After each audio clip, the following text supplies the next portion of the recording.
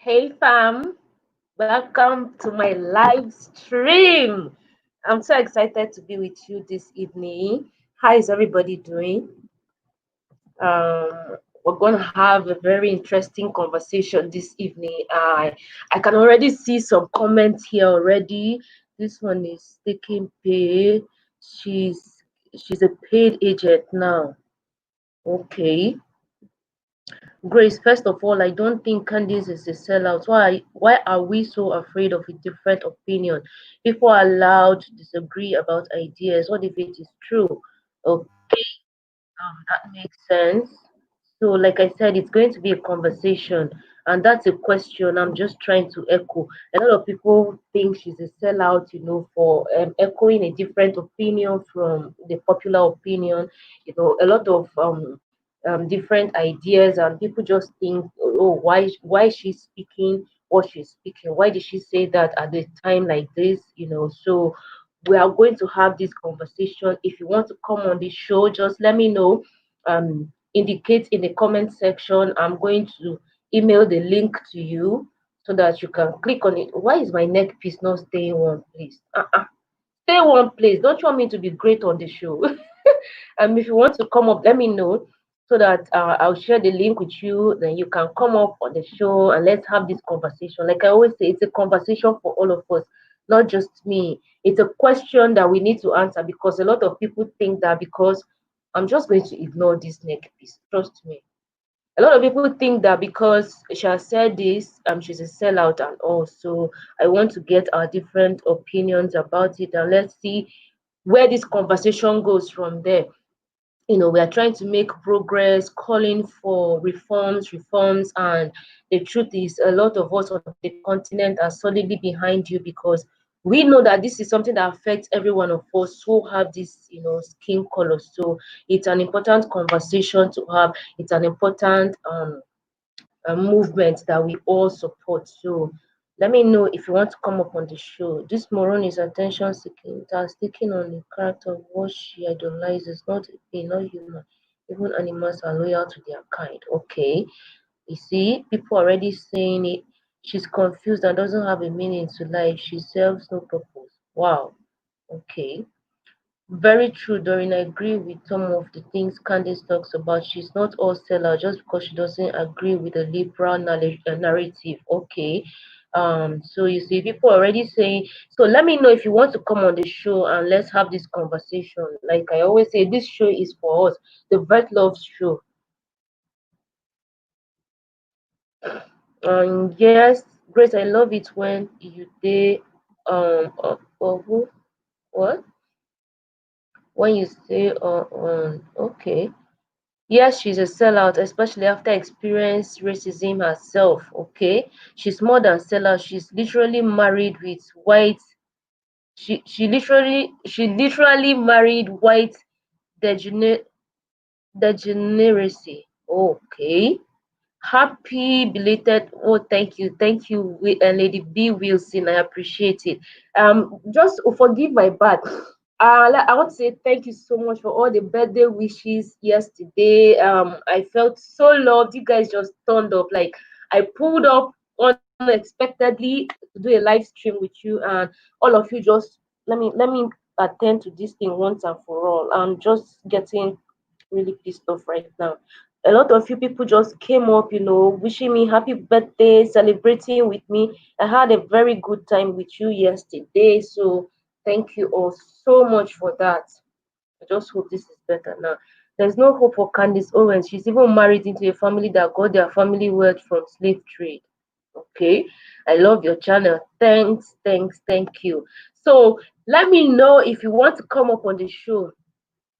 She doesn't fall for the victim narrative. Black America is not ready for her as she insists people take responsibility for their lives and to stop blaming whites for everything. So that's Black to Grace. That's Black to Grace's opinion. So Black to Grace, why do you think that Black Americans are playing the victim card? Do you think that is valid or not? Black to Grace, just to follow up on your comments, let me know. Do you think it's about playing the victim card, or the Black Americans are actually making valid points that need to be paid attention to and addressed with a matter of urgency. Black to Grace, let me hear you. Um, the the God King Dorel. People need to research who her husband is. Okay. Um, I looked that up as well. I saw that she's married to a white man. There is no hope. Okay, yeah, I've read that. Instead of saying supremacy, she said degeneracy, as in degenerate. Yes, I think that was it, like into white supremacy, right? Oh my God, her name again. I dislike her so much. She's a disgrace to her race. Okay. She is devoid of African suffering. Everyone she surrounds says Africans are criminals, etc. She unfortunately thinks she does not fall under the narrative. Exactly, because, like I said, I am here in Nigeria, right on the continent, but it's something that affects us because the moment, for instance, that I step into America, I always say this, that in Nigeria, yes, we have issues, but the most prominent issue that we have to deal with in comparison to racism here in Nigeria is the problem of tribalism, the fact that people get discriminated against, or people get treated unfairly sometimes because they are from a certain tribe and some are from a certain tribe, so they seem to be more favored. So but the moment I step out of Nigeria and get into America, that's when I am a black person. Okay, so it doesn't matter where I am at the moment, I'm a black person, and globally I'm a black person. So I think that it's a narrative that affects all of us as far as we bear this color. So to say that black people, sometimes I hear there was this particular lady, let me call it up, and during this protest, she came out. I saw a video in which she was yelling, in DC, saying black people should go home. They have no case, they're just lazy. And this lady, Nestrid, is it Nestrid Yunga? She's a DC resident. That's her picture there. This lady who was shouting and saying black people should go home, they're just trying to play the race card, the victim mentality, they are lazy, nobody owes them anything. I watched the video and honestly I was numb to see how someone who looks exactly like me would stand to say that. And before that, I never really understood when people, especially African Americans, um, we're talking about the issue of institutional racism. I never really understood that until recently, when someone shared a video with me in which somebody explained the institutional, or what do you call it?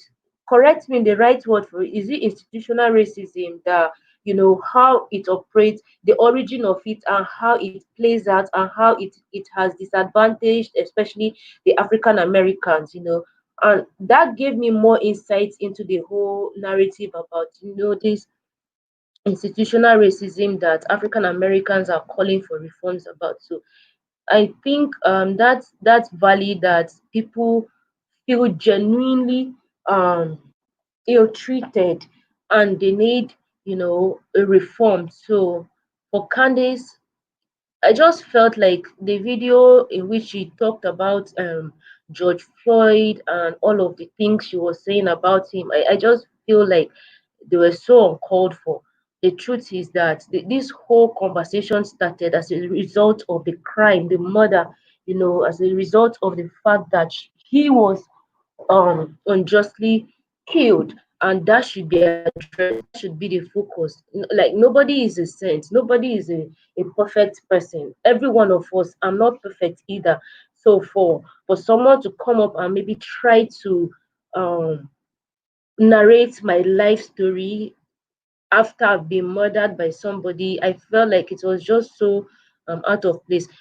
I mean, that's my opinion basically. So you want to come up and have this conversation, come up, indicate in the comment section, and I'm going to share. Candice has gone too far this time, even for her fellow Black conservatives. Even they are expressing their sense of outrage at Candice's latest outlandish comments. Exactly.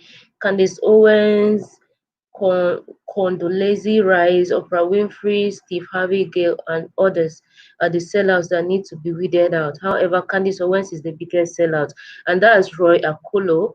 Okay. Candice Owens is saying these outrageous things because it makes her money. She's a total grifter. Honestly, yeah, because I guess that's where she gets. Some people say she's begging to go back to the plantation, or she's already back there where she can have some, honey glazed cookies and just enjoy herself. A lot of reactions, and I'm just echoing them. I just felt when I watched that video, like I said, I was shocked really to hear somebody just say all that about a dead person. Like, it's uncalled for. It's uncalled for. You can't sleep white and be pro-black. Exactly. So now that sometimes your skin folks and your kinfolk, yeah, I agree with you. Not everybody who looks like you is on your side. Sometimes even family members don't always agree with you, like they are not always on your side. Huge protest on UK for George Floyd. Yeah, I saw the videos as well.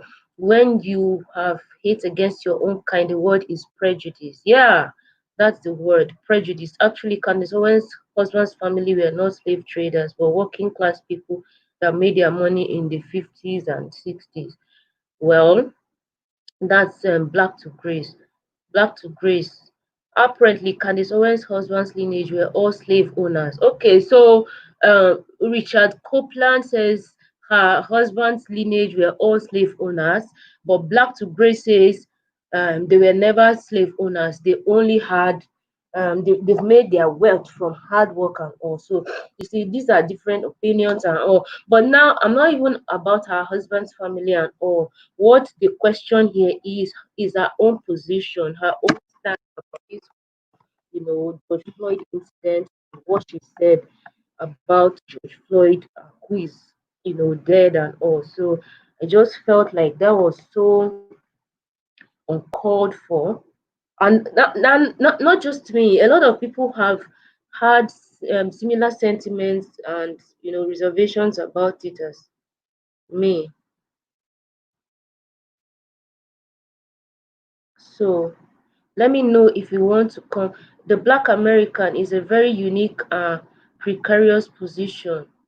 Exactly, it is, because it seems like we are trying to push for reforms, we are trying to push for changes, but we have people who still see no, you know, justification for the call for changes. People still think that the call for change is just invalid. People shouldn't be calling for changes. Like I highlighted the case of that particular lady in DC who was yelling at Black Lives Matter protesters to go home.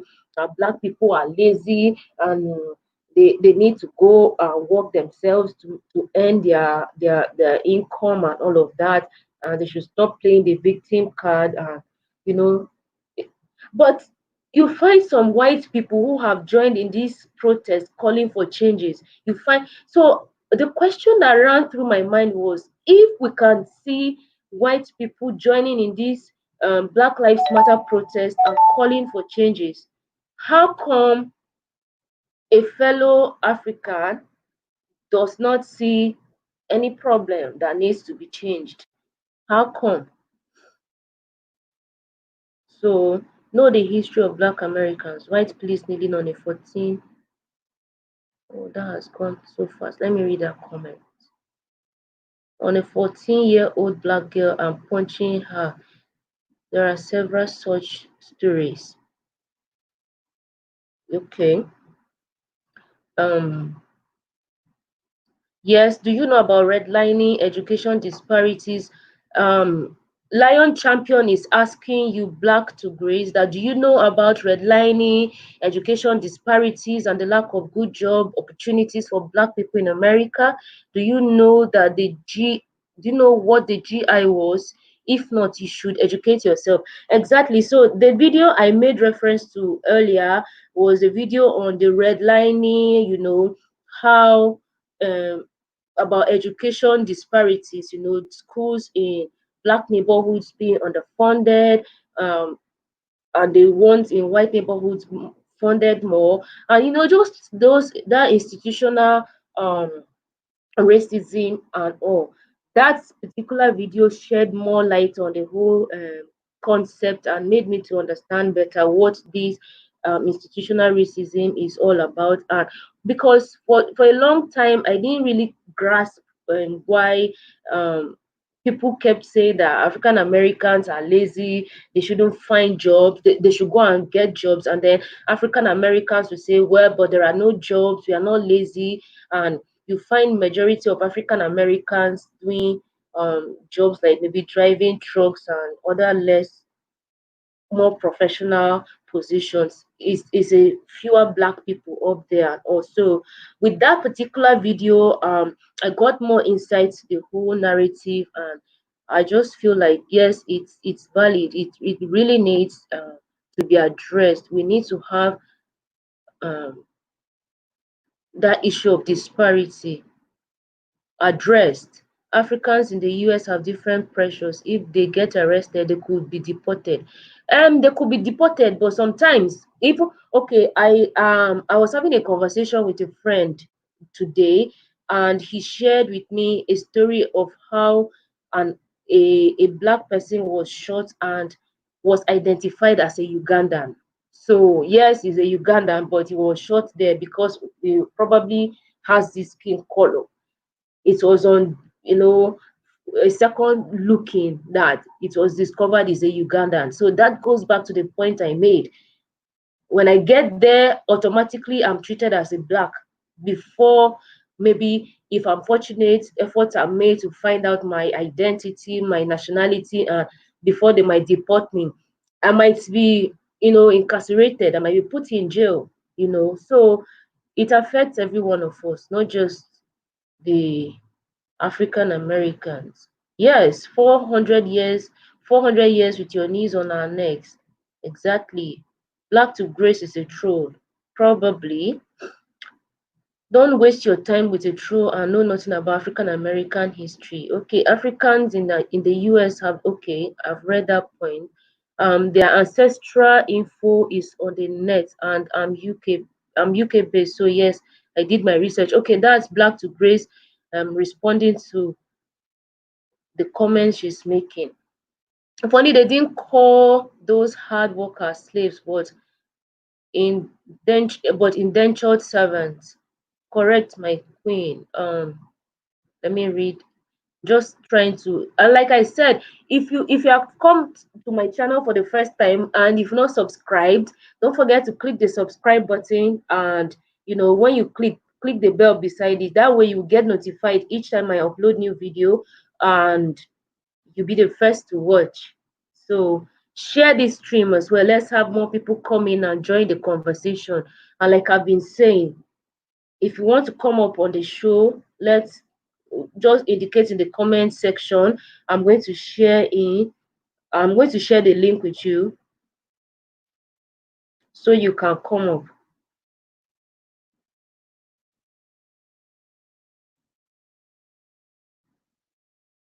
I'm trying to share it on my Facebook. Okay, I've shared it. So let's continue. So that's why we have to educate ourselves, because before talking on topics, yeah, we have to educate ourselves. Candice is very intelligent, trying to get the blacks off the Democrat plantation in poverty. Bring up global systemic racism. It's not playing the victim. Exactly, because it's a global system. Even as a Nigerian, I'm affected in a way, like I've been saying, as a Ghanaian, as Ghanaians, they're affected in a way, probably not directly because we live on the continent and not in America or in Europe, but somehow we are affected because there are global policies that affect governments in Africa. When you talk about the IMF, for instance, and their loan policies, that the interest rates for Africans are usually charged higher than the interest rates for Africans, or for Americans or European countries. So it's a system. Oh my God, this thing will not just stay. Please, let me leave it. So it's a system, it's a global system, and it's just a question of power. Race is power. So people are playing that race card to disadvantage certain people and keep them in poverty, and to perpetuate the inequalities that are man-made.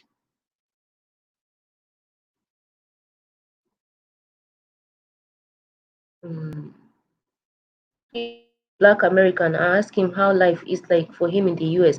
Yes, I actually, someone was actually supposed to come up on the show with me today, but at the dying minute, he said there were some issues that he couldn't address, and also that's why I'm sitting here all by myself now. But I'm saying anybody who wants to come up on the show to join in this conversation, for us to have this conversation together, indicate in the comment section. I will email the link to you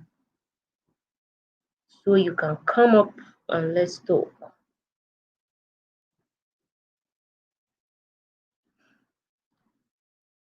Someone said the health the health says no progress can be made with Owens. So there are people like her, actually, people with her own ideas, her own views, and all.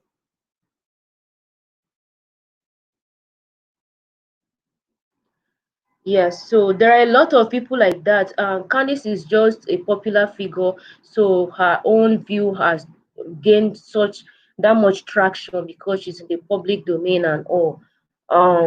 There are a lot of other people like that who are probably we do not know, but who work to undermine the efforts that African Americans and Africans are calling for. The change, the reforms that we are calling for.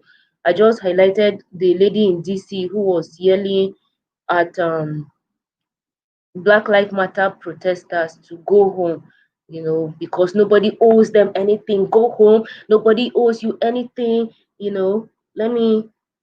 I don't want to play the video here, else I would have played it so that you hear what she was saying. I'm sure a lot of you saw the video, so it's not news anymore. But I just found it really ridiculous and disappointing that someone like her, who has the same identity as the people calling for these reforms, would be yelling at them in such a manner, asking them to go home. So there are people like that. I shared a video on my channel yesterday in which Dr. Wilson, the founder of Wilson Academy, was pushing. That's the video there. That's the video. It's on my channel. So if you've not seen it, um just after this live stream, click on my channel so you can watch the video. He was just outlining strategies that African Americans and Africans in America can take, to drive home the message and the call for the reforms. And one of the things he highlighted was the fact that there's a need for Black people to start supporting Black-owned businesses more, like eating at Black-owned restaurants, supporting Black-owned businesses. He shared some websites where you can find more information about Black-owned businesses and all. But that's where I ask this question, that if we are calling for these actions, but we still have some people who see absolutely nothing wrong with the system as it exists now, then do you think we can make any progress with people like that, such as the Candice Owens and that lady in DC who was yelling at protesters to go home? So welcome. Like I said, if you want to come up, just indicate in the comment section, in the chat room rather, sorry, indicate in the chat room that, hey Grace, I want to come up and express my own opinions as well. I will email the link to you so you can come up, or let me drop the link here, and so that you want to come up, you can click on it. Let me drop the link in the chat room. So if you want to come, just click on the link. Yeah, Miss Cameroon. No, not Miss Cameroon. Her name is it Nest? Let me call up that picture again. The lady's name is Nestrid Yumga. That's her. Let me crop it so that it will come up more boldly. That's her. That lady. Can you see? I want to, yeah, that's her. You know, she was the one yelling at black protesters to go home. You know, they owe you nothing. You're just lazy set of people. Go home and work. And then I saw that video on institutional racism where a black person will probably apply for a job and not get called just because, you know, she's black.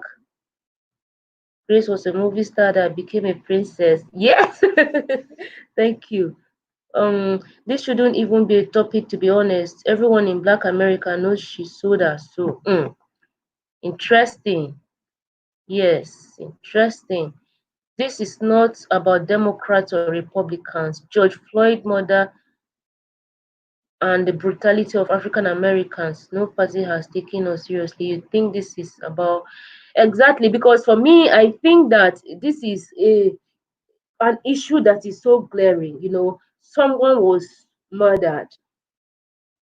Whatever happens to innocent until proven guilty in the court of law, the job of the police all over the world is to enforce the law. So if they find you breaking the law, it's their duty to take you and then, of course, get you charged to court, where the court will determine if you're guilty or not guilty. If you're guilty, of course, you'll be made to um, pay for your crime in the way that the law prescribes. And if you are not guilty, you'll be discharged and acquitted. So for someone to be murdered in cold blood like that, it's a serious crime that we should address. And it's a good thing that the officers involved have been, you know, arrested, they've been charged, and that's progress.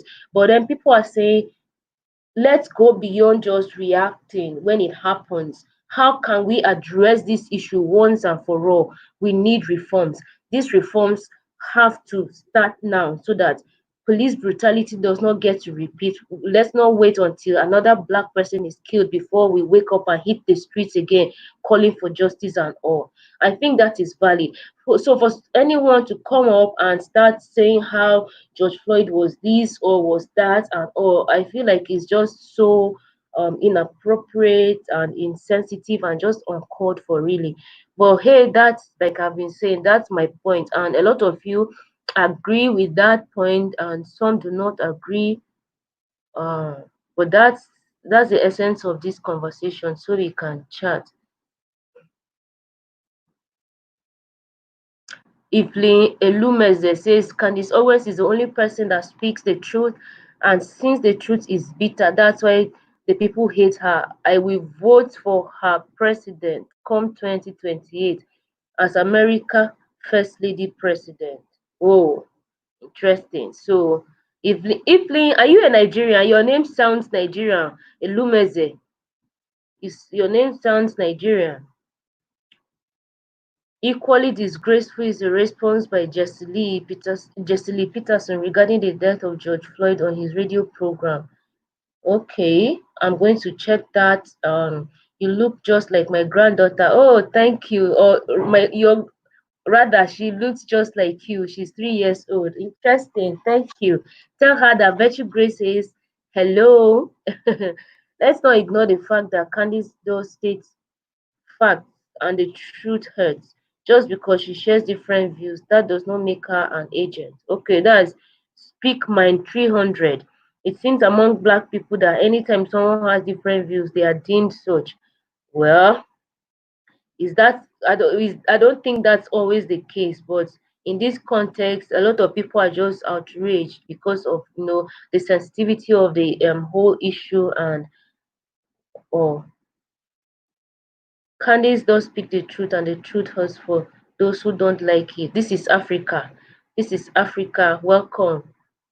Um, it's incredibly stupid to ignore your past with people who hated you so much that they would have that they would have black lynching family parties. Learn from your history so that it doesn't repeat itself. I mean, a lot of the history of African Americans, and of course, it started here in Africa, where all the capture and the torture. You go to a lot of the slave museums, all over Africa. We have one in Badagry here in Nigeria. In December, I was in Ghana. I was at the um, slave dungeons, and also the conditions that our people were captured and kept in were so deplorable, so inhumane. And then the story moves from Africa to the journey on the ocean, the transatlantic ocean, and all to America, all that they had to endure, and they keep enduring till today.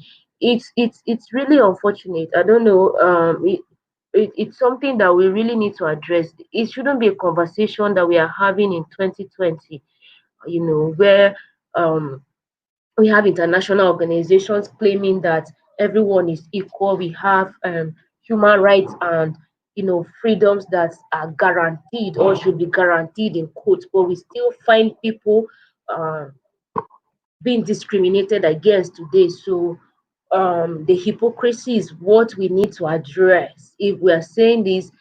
And we also saw videos. I mean, this is out there. We saw videos where some white people still were yelling at protesters, calling them all those derogatory names, all those racial slurs. And it's still there. It might not be blatant, but these things are still happening, and that's why people are calling for these changes. That's why the black race globally is joining in solidarity with the African Americans to call for reforms and for changes. Yeah, then Mike says, speaking for us black Americans, we need to be included in the African Union. That's another point that is so salient, and we need to amplify. Since this incident, this recent incidents, I've been thinking to myself that the African Union needs to get actively involved in addressing this issue, because imagine that we have a strong African Union that is not taking orders and directives from the Western powers. African Union that is independent, is making policies that truly advance the interest of the black people, not just continental Africans, but the black people globally. You know, it should be a strong voice that is speaking for that. When things like this happen, they issue a statement, and there are consequent actions that the African Union is implementing to drive home their message. I mean, Africa is a continent that at this point in time, we should take a decisive stand. We have the resources.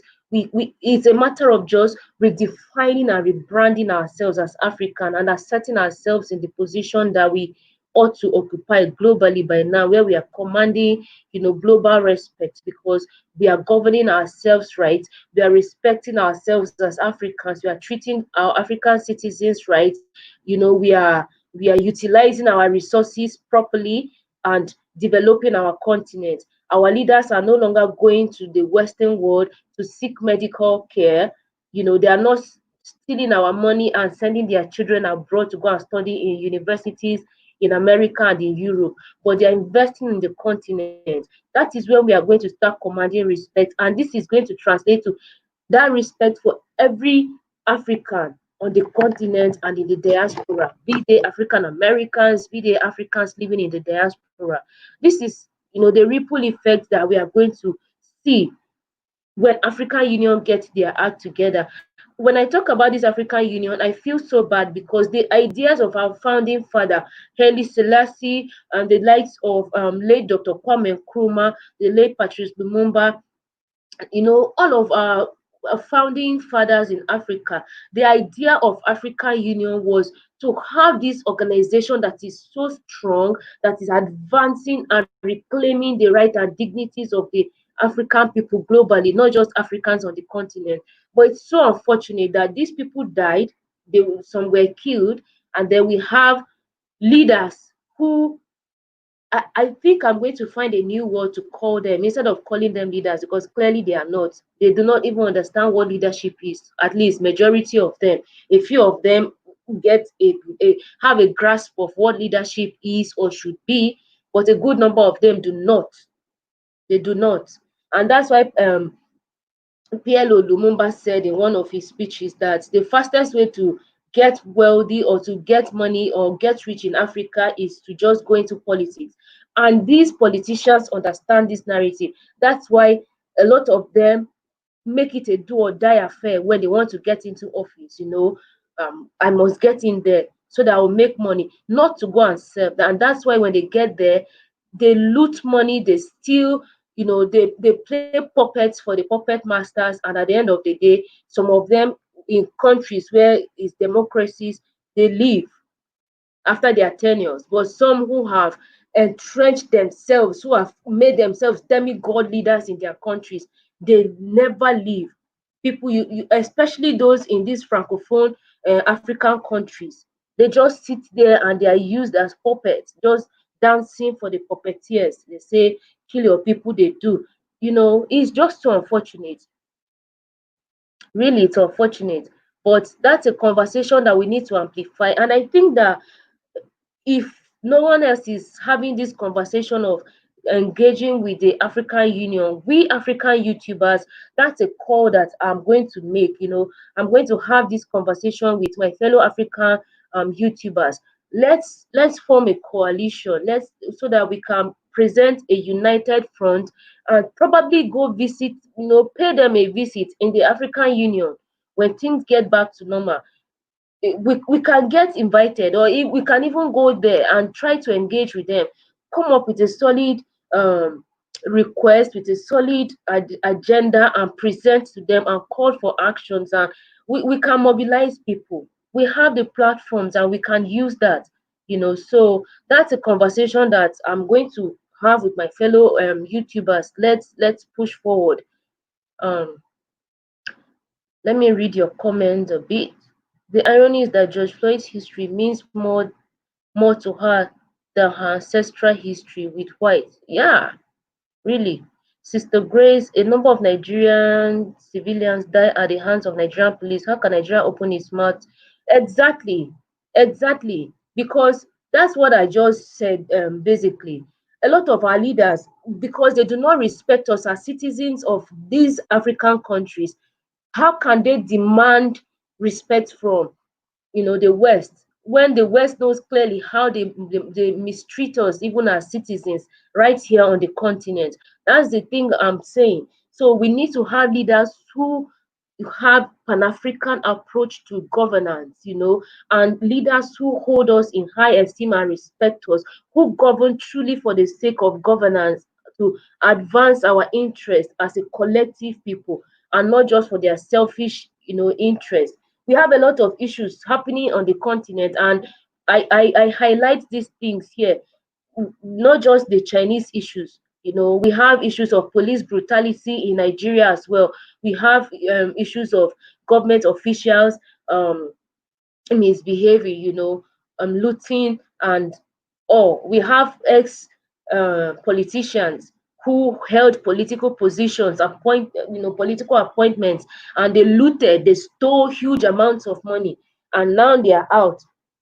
Government is trying to prosecute them and to recover all of the public funds that they looted. So these are the things we have to fight. We have to deal with them. It seems like the black race is just in this constant, never-ending battle on all fronts. When it comes to governance, when it comes to racism, when it comes to resource management, it's just a lot. When it comes to international relationships, you know, it's so much. But one thing remains, that we keep fighting, because freedom is not taken. You don't beg for freedom, you demand, and sometimes you fight, you know. Trying to sit properly so that I can read these comments. I'm looking at my neighbors and people in my city. They are my aimlessly lost black people. Honestly, some people are irrecoverably lost. irrecoverably lost. Link you sent is to speak on your live chat. Do I have to be on a video? Yes, it's to be on live chat. No, you can join without a video, just audio. If you don't want to show your face, you can join with just audio. Yes, puppets are in leadership positions. We have people who should not be in leadership positions in Africa. Honestly, we can start a petition to present to the African Union. Yes, Kwao, that's what I'm saying, really. We can start a petition. We can't do that. I know a group that is working on something really interesting, and by the time they launch out, it's going to really be impactful. But I think that we just need to make it a force. It's time to take these conversations from just talk. It's time to take it from talk to concrete action. Very important. The time has gone beyond just talking. These people are meant to serve us. So if they are not serving our interests, it's time for us to demand decisive actions. How do we call in CC? Okay, let me drop the link again. Suri Benji, that's the link. Just click on it and you'll be up live with me. People say she's a sellout, but no one gives arguments actually. A person that doesn't like to MSM is uninformed. What do you mean by MSM?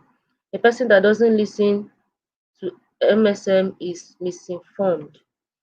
So just seek information wide. Read, so you will be informed.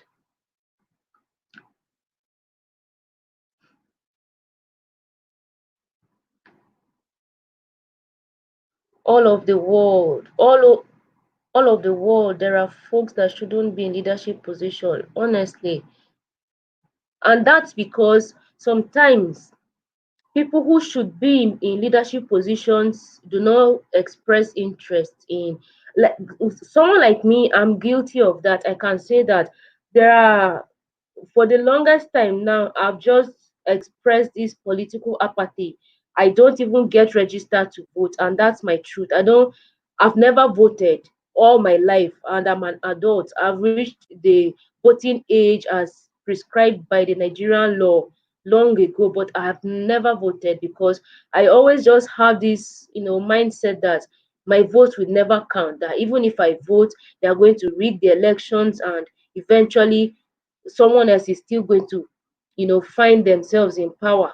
So there's no need for me to bother.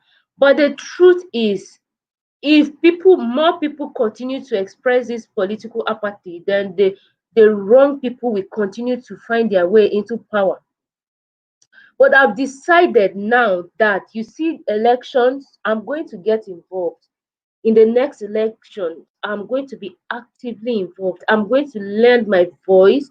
I'm going to use my voice and my platform to support a credible candidate that I feel have the vision and the strategy to change the story about Nigeria, for instance. And I'm going to use my platform to support any YouTuber who is supporting a credible candidate in any other African country. That's what I've decided I'm going to do. And I like what Lily Mutams is doing with her platform. The issue about Zambia is something that has given a lot of us concerns. We know how the Chinese are in Zambia, and just, you know, a lot of stories coming there and all. So she's mobilizing Zambians on her channel. And that's one thing that I'm also involved. And in any way that I need to assist Zambians in this mobilization, I'm going to do that actively. Zambians are now really enraged about the whole thing that is happening in their country, and elections are coming up just a few months from now. They are going to go to the polls in 2021, that's next year, just about 6 months from here. So they are really mobilizing and gearing up, and I'm solidly in support of that. And I'm going to use my platform, like I said, to support them. And when election time comes in Nigeria, I'm going to use my platform as well We are not going to sit back anymore and allow the wrong people get themselves into political positions and mistreat us. We are going to at least play our part and have the system to contend with. That's what we all need to do. And if you are watching me, you're a Zambian and you've not registered, make sure you register, you get your voters card and go to the polls from 2021. Make sure you vote those sellout leaders out. Vote them out and vote the right people who are going to represent the interest of the people and use the resources to advance the cause of Zambians. I mean, what is happening in Zambia is not what Kenneth Kaunda fought for. That wasn't what he fought for. Yes, so back to the issue of Candace Owens. Let me pin this comment. This is what we need to talk about, you know. But we have a lot of the Candace Owens all over, even here in Africa. We have them. That's why I'm going back to the issue of governance. We have a lot of Candace Owens in Africa as well, who see absolutely nothing wrong with the systems of inequality that exist and who do nothing to, address those systems. There's right political apathy. Wait, let me read that. That's right. Political apathy is a people with black people all around the world, which is why we are facing so many problems. Yeah. So it's not just about maybe going to vote for people. If you know you have the vision, you have the experience, you have the skills and the leadership qualities that are needed, by all means run for political positions. If it's a, and this thing I'm saying, I mean it. If it's to mobilize our people, to raise funds to support people,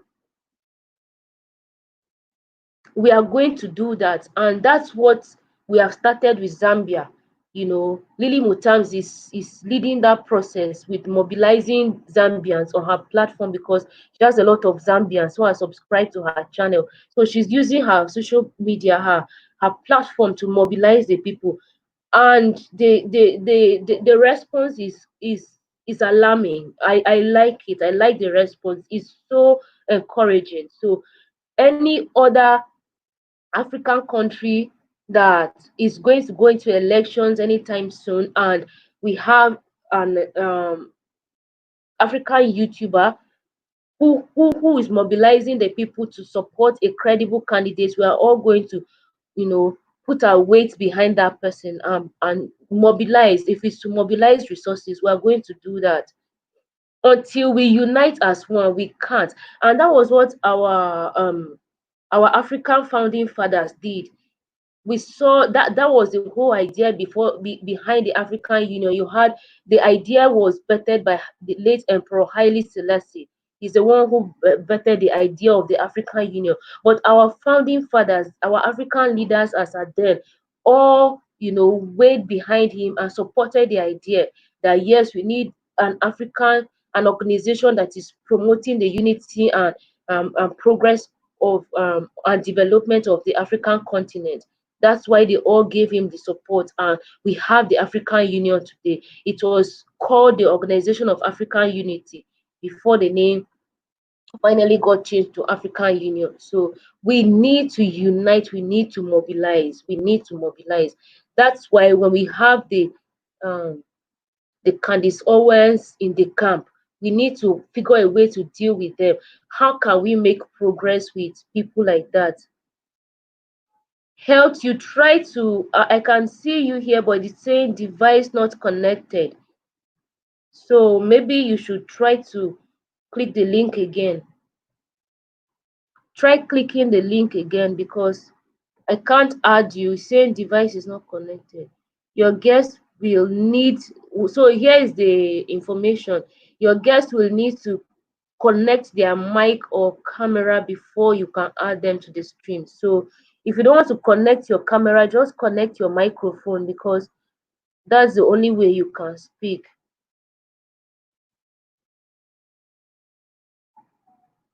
Is she a sellout when she said to not forget black on black crimes which kill disproportionately black people a lot more than police? Um, that's the question she has asked. Yes, we know that there's a lot that is happening, the black on black crimes and all of that.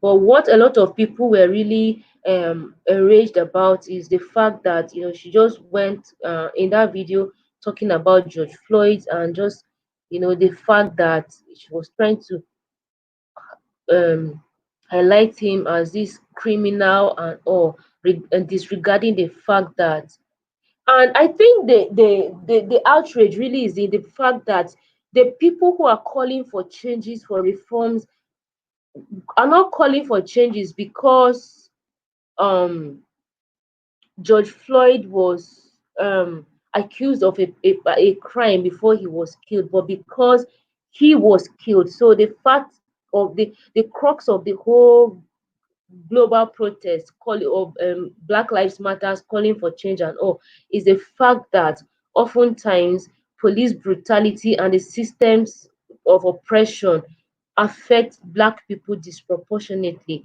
So Black people are not given the leverage of a second chance, so to say, when they come one on one with the police. So that's the whole outrage. That's the whole outrage. And then for someone to come up,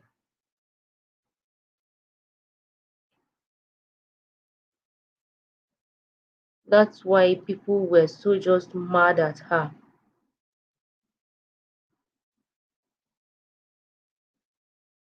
I just saw a video of blacks in Germany allowing chorus white people to feel their hair just to keep the peace. Okay, that you meant curious white people.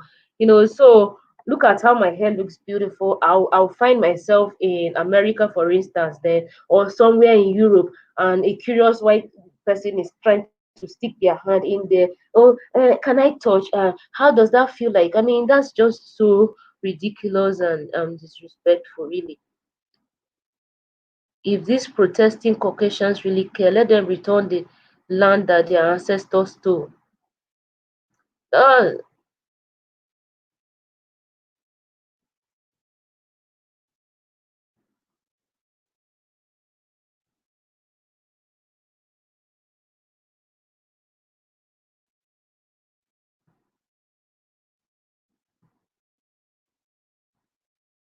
yes, Candice Owens should debate with Roland Martins and Young Pharaoh. They will tear her apart, I guess.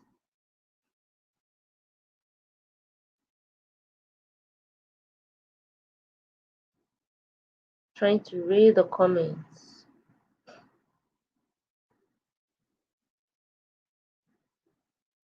No unity in our No unity is our problem. Who are we waiting for to save us? Exactly. That's the major problem we face. No unity. And as far as we remain divided, we are never going to make progress. Never. Never.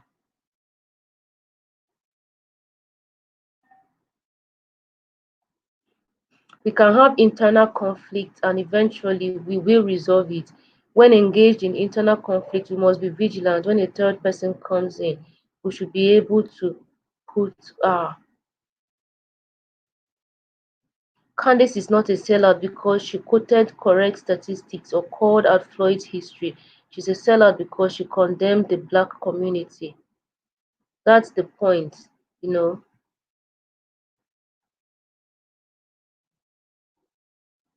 So why does nobody want to come up on this show and chat with me? Why? I've dropped the link again. Click on it. Click and let's talk. It's interesting when we have conversations, live conversations and different opinions and perspectives.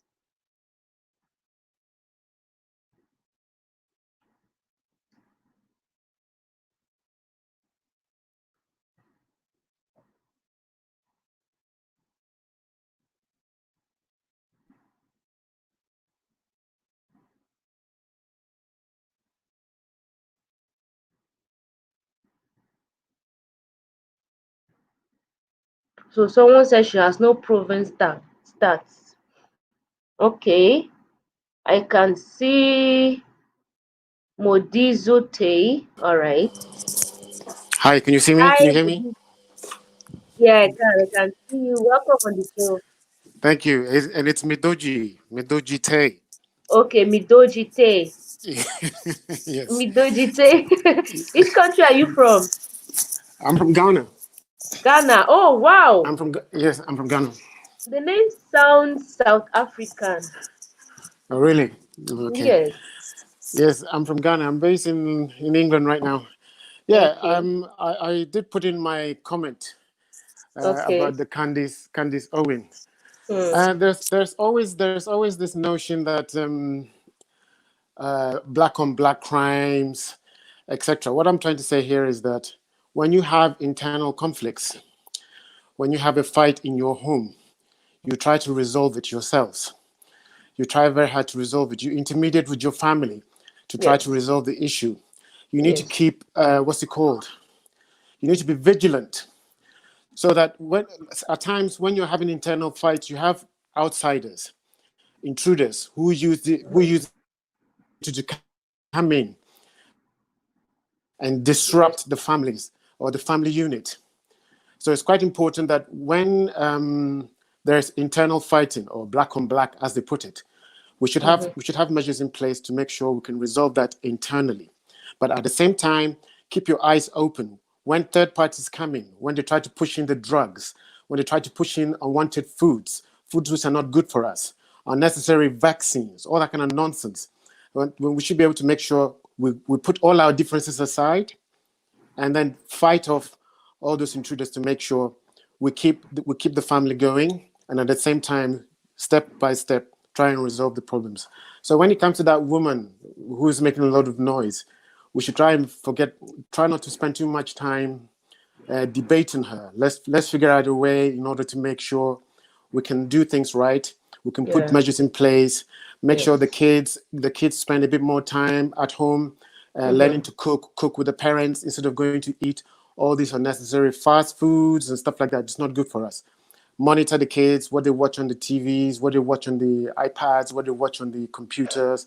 All those things are much more important than having to spend so much time thinking about some woman whose sole purpose is to make money and not care about her own people or not care about the people around her. So that's my take on that. Okay, and I absolutely agree with you. It's important that, like you're saying, we keep our issues, internal and deal with them. That's why I felt like it's important for us to have this conversation, because we are going to always have people like the Candace Owens and Mhm. the other lady who was yelling at people in DC to go home, that they are just lazy bunch of people, nobody owes They, them la- they, anything. So and we are they're always coming from the zoo, etc. That kind of nonsense. Yes, Yeah, yes. So we yeah, are going to always have people like that trying to, derail us from being on course. But it's important that we never lose sight of the goal and where we are going to. So internally, we deal with our issues. We can start at home, really. We can start at correct. home, and by, like you are saying, making sure that the children are brought up right and well informed.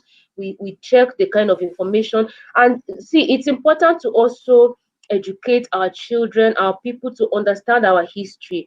That way, from a formative stage, they have a sense of identity, a sense Correct. of belonging, a sense of what that, okay, this is A who sense, I a am, sense of, a sense of love, a sense of of love. love, a Yeah, sense of we pride. don't love ourselves enough. That's very Yes. important. Yeah, Yes.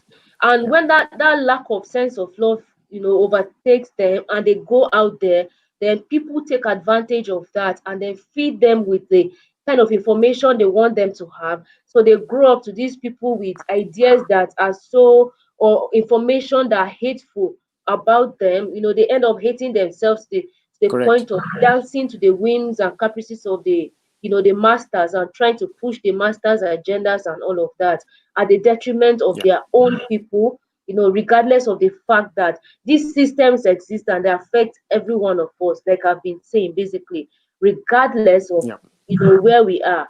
I mean, you're a Ghanaian based yeah. in England, but the system does not exclude you on the fact No, that it you're a doesn't. Ghanaian. Yeah, yes. So a few more other things. It's important as well for us to, as you said, inform our youth correctly with the right information to feed their minds appropriately. It is also important for us to make sure we feed the youth in such a way that they pay attention to the politics, the political debates which are Yes. happening around us. It's very important. We need to be able to make sure we have discussions with them as well, so as we arm them with the necessary information. A lot of times, for example, here schools, a lot of things to do with African history is brushed to the side. Not much is talked about. So Mm-hmm. it's very important that all this information is fed, or everybody in their own little way can contribute as little as possible as you can get, as you can do it. It would help. I mean, you might think you're doing too little, but believe it or not, somebody might be listening. I mean, before I leave, I mean, just one quote from a gentleman by the name of Terentius Alpha. Now, Terentius Alpha was born around 154 BC. We wasn't sure where he was born, but he was a child slave that was bought by one Roman emperor by the name of Terentius Lucanus. And when he was freed of slavery in Rome, he he grew to sort of to a renowned playwright, and he left us with very good quotes, very good scripts or literature, playwright, and one of his main quotes, which resonates till today, is "Charity begins at home." Mm. Yes. And that's very important. This is one of those things. And Terentius Alpha just means Terence of Africa. I mean, I've made a small little YouTube channel which I've also just started. It's called Africa Lenisi. If you go in there, Okay. you probably might be able to see it. Some of your viewers might be able to see it. Mm. Africa Lenisi. Nice Okay. talking to you. Nice talking Thank to you. you. Thank you so much. I will look that up. Thank you. Okay. Your Bye. contributions are well appreciated. Well No appreciated. worries. Everybody has heard and will take action. No So worries. thank No worries. Nice you. All talking to right. you. Bye bye. Same You're here. doing a good job. Bye. Bye. Bye Thank bye. you. Bye. Welcome, DE Raptor. Can you hear me? Yeah, DE I can Raptor. hear you. I Okay. can hear you. Welcome. I really don't want to make this thing about Candice per se because she is There's an echo coming from your end. okay. She's doing her job, as I would say, and you really she's been paid to do this, and she's doing her job. What you should actually come away from this thing is that normally in a case like this, the police department, the government side, the attorney general, the governor's office, they all come out, put out information that denigrates the black man so that he cannot get a fair hearing in court. When I say a fair hearing in court, that people are going to be divided as to whether the police did the right thing or not. And in Mm, this case, the police, the evidence was so overwhelming that even the governor, the only person in the country who hasn't gone against the evidence is the president, and we know what he's good for. But the evidence was so overwhelming that the police department they couldn't put out any information and say, well, here's this guy's history, and he deserves to die. We deserve we didn't do anything wrong by killing him. Even the governor in the state had to come out and say, hey, this is too much. It has been not only the topic of is the topic conversation now among Caucasian people who never used to want to admit that they have this privilege. So what has happened is that this woman, this black woman, seeing her place being challenged, followed her paymaster in putting out this information. not the black men in the sphere, this black woman,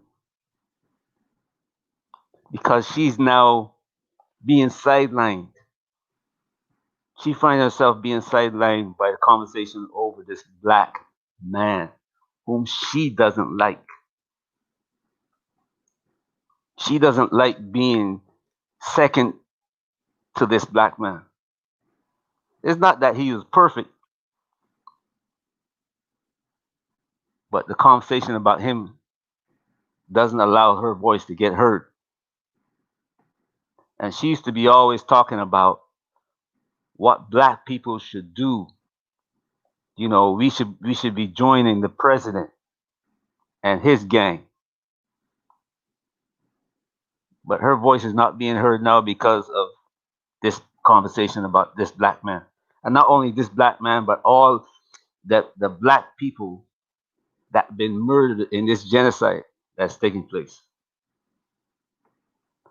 So she had to find a way of kind of inserting herself into the conversation. And she came up with what she thought was great. But this kind of thing should not be allowed to surface in the black community. Black people should not be allowed to do this. From the time she put her head out of the water and start talking, somebody should raise her and say, hey, shut up. We're not going to allow you to do this. But it happened. Now is the time that now you got to close that bucket. You put the cover back on it and never allow it to happen again. The evidence is there. I mean, never before you see a policeman. We always had the evidence where we got shot in the back. It took 30 seconds, a minute. This guy sat on him until he died. Hearing him say, I'm dying. Hear him say, I can't breathe. After he died, he sat on him to make sure that he was dead.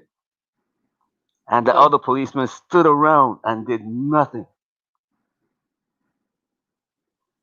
That's the way they were trained. That's the way that not trained only by the police department, by family. Mm-hmm. That's the I way like that that point. the By country, family. right, by family. They had to learn this from the time they were kids. Exactly. Because I saw a video that I shared with a friend just yesterday. A white man called his son in, and then showed him a four pictures of black children playing with white children. So the four different pictures. They were a white child and a black kid, a white kid and a black kid. So the man asked him what he saw in those pictures. And all the little white boy pointed out was the fact that he saw two children. I can see in this picture, I see a boy and a girl playing. In this picture, I see a boy and a girl hugging, little children. He pointed out all that he saw. The father asked him again, what else do you see that is outstanding to you? And the boy said the grass, because in one of the pictures there were tall grasses where the boys, were playing and hugging themselves. So he pointed out everything but the color identity. The little boy didn't see the color of the two children, of all the children in those pictures. All he saw was, a boy and a girl playing, two boys playing, two girls playing. So that's why I said this point of family that you made is very valid. They learn these things from home, but this is a boy who is unspoiled at this stage. He hasn't been taught any of this, racism and how to identify this one is black or this one is white. All he sees is human beings, boys, girls. So that is where the work has to start from, right from the home front. We have to do better. That is where the change can start from. That is where children are conditioned, because I mean nobody is born racist. People are taught. Yep, this is an educational process, and America is taught as what would I say, a badge of honor, you know, in that Mhm. community. In that community, that that this guy came from, because this is not the first time that he has murdered somebody and got off with it. Well, he hasn't gotten off with this one yet, I should say. But as I've been looking at like there's an office here in well, you probably have it already, where in your country where they look at the process of death and try to determine what caused it. And Mm-hmm. the head person in that office, when he put out his report, he put out what's called a preliminary report, and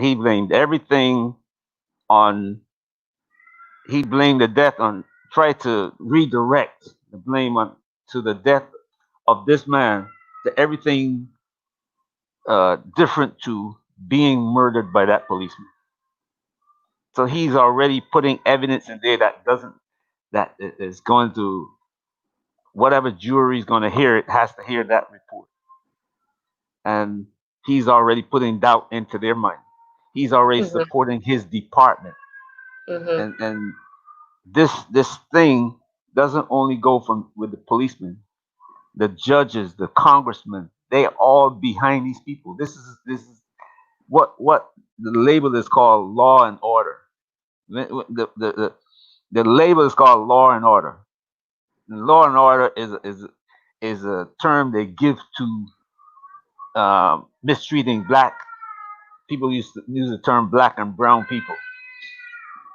But law and order, when they talk about law and order, is that we are standing on the neck of black people. And then when they talk about criminality, they're talking directly about black people, black skinned people. They have terms here that they use, code words, to, to, to, to, to tell their own people. You know, if I'm a Caucasian and I'm talking about criminals, to my other Caucasian brethren, I'm talking about black people. You know, whoever you are, it could be the last president Obama. You know, it doesn't matter. That's the way it is here. And from the governor on down, they back the police department.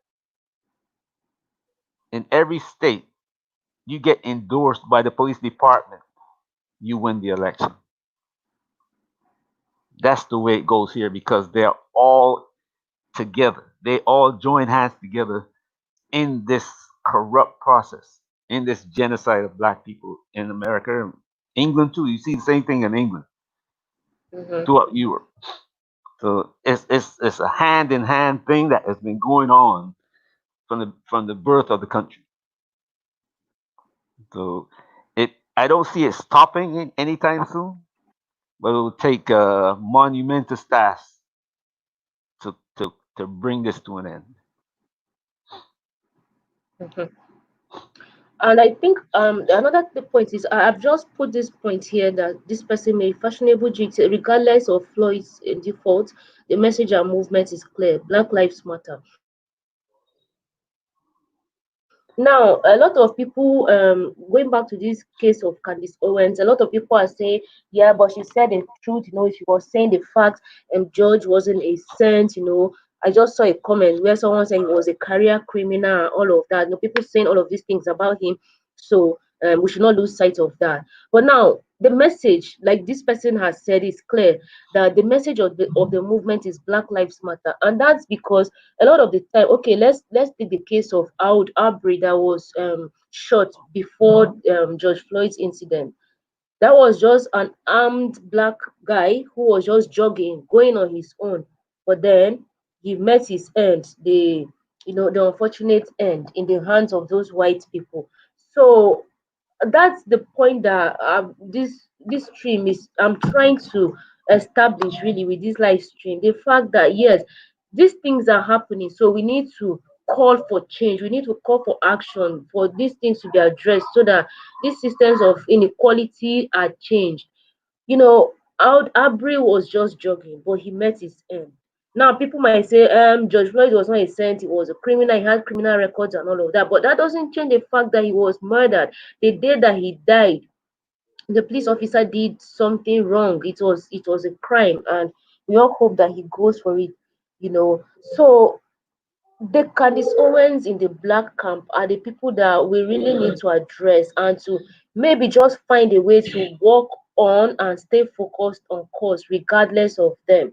Because as long as we have people like her, trying to call up uh, the information about Africans who probably met their end in a way that is totally unacceptable, and then lose sight of the fact that this something is fundamentally wrong with the systems and need to be changed, then we just have to keep talking about her. But like the previous speaker came up and said, we need to find a way to deal with these people and just disregard them and keep moving and keep calling for the changes that we want to see. It might take long, just like you have said. We might not achieve any tangible, results at the moment. But if we keep sight and don't give up, eventually, even in Africa, a lot of the colonial masters that came here, they didn't leave one day because people said we are tired, go. It had to do with revolution. There were a lot of revolutions that were, recorded across the continent in the different countries that eventually, led to the independence that the African countries got. So we are fighting another war now. And this time around, it has to do with us being united, us, strategizing effectively, because it's a system that is global. Right. You get my Yeah, I get your point. No system gives up just like that. It point. only gives up when its losses begin to outpace what they're willing to accept. Like Hmm. if you were going into war and you go in with 2,000 men, when your losses get to be 1,000, you say, well, I'm losing too many people. We got to find a way to end this. You see Hmm. that in Vietnam. You've seen the French get out of Vietnam because their losses were tremendous. The British out of Africa, when their losses became so much, they had to leave. They had to give Africa independence because their losses were continually mounting, and they can see that in Hmm. the future, their loss is gonna, Britain is gonna be losing men and capital that they can't replace. Hmm. But what we have here, I mean, here in America, this situation that we have is if you had a black man who gets shot in the back and this has happened, no criminal record, then people will come out and say, well, why was he running? Since he was running, there must be something wrong. He deserved to get shot in the back. You know, that's but the way but but things that's go. yeah, but that's where the whole system gets contradicted, because he was running, he probably was jogging, you know nobody knows what he was running to go and do, because number one, he wasn't armed, so he wasn't posing any threat to anybody by him running. You get my point. I Running get is your not a point. crime. Running is That's not a crime. right. But this is not the first time that the policeman has shot somebody in the back running away from them. The person didn't have a criminal record. They didn't find any guns, no drugs on them. But the people in the community, the police will come out and say, "Well, why was he running?" The captain giving his speech to justify why his officers did it. Yes, Will yes, say, I "Well, get. why was he running? We thought that he was running. He was going to get a gun, or he was running because he was running from a crime." And this is justified because we don't know, but that's going to always happen. And what this Mhm. woman is doing is trying to justify these policemen's Exactly. action. Exactly. Because she said, well, she does not support what the officer did, and by all means, Floyd, the officer should be charged and all. But then, what's his name? George was doing a sense, he was this, and he started highlighting all that he did and all. So I just feel like she's just there trying to act like she's in the camp when clearly she's not. Because Exactly. why do you have to bring up those points about someone who was killed? I mean, it's in a way trying to justify it. After all, he wasn't up to no good. So Right. why are we making noise all over the place? And then you now try to, like someone has said, that's vilification, bringing up someone's past. vilification of the individual who was clearly a victim of a system of oppression. Exactly. All right. Thank you for having me on. Get off and let somebody else have their turn. Thank Thank you you. so much, DE Raptor. I appreciate your coming. Okay. All right, bye. All right, people. So anybody else wants to come up on the show, just click on the link there and I will add you up. I can see all of the comments coming. People always believe that black people were resisting or not following the cops order. Yes, let me pin this here, because a lot of times you see video evidences and you see that clearly these people were some of the people who have been arrested or maybe who ended up getting shot were not even resisting. I've seen tons of videos. There was a brother who was stopped by the road by a cop, and there was a lady with him, and the lady was the one making the video. Every single instruction that police officer gave him, he obeyed that instruction. He said, stay there, don't move. He was there. He put his hand up in the air. Everything. He was unarmed and all. And what was the issue? The police officer said he was speeding. So the next thing, he called more police officers. A reinforcement came, and then immediately that one arrived at the scene without knowing what was happening, without even stopping to ask questions or to inquire about what was happening. He pounced on this black brother, pushed him to the ground. It was just this violence. And so you just see that there's this hate towards anybody of this skin color already. Once the police stop you and you are this color, it's just automatic. You deserve to die, and that's clearly what should be addressed. Oh my goodness,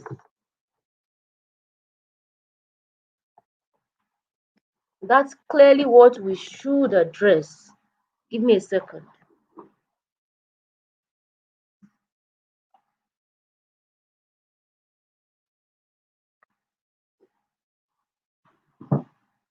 Yes, so back.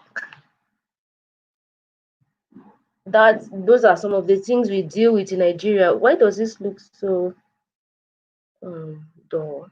Let me increase the brightness of the screen.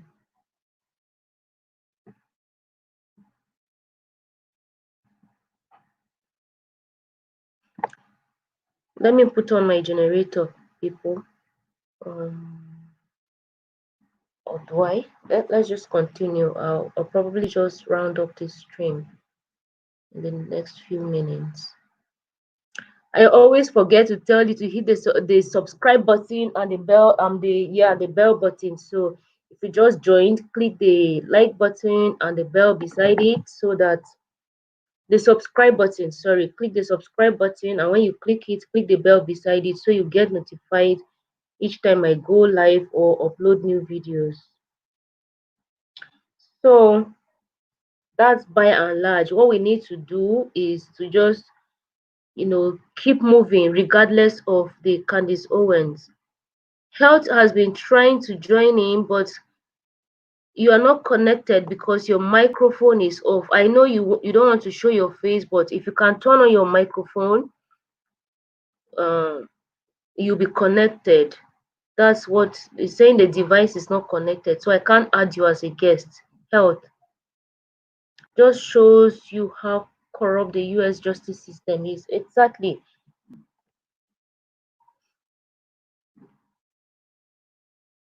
As a black person, your assertiveness is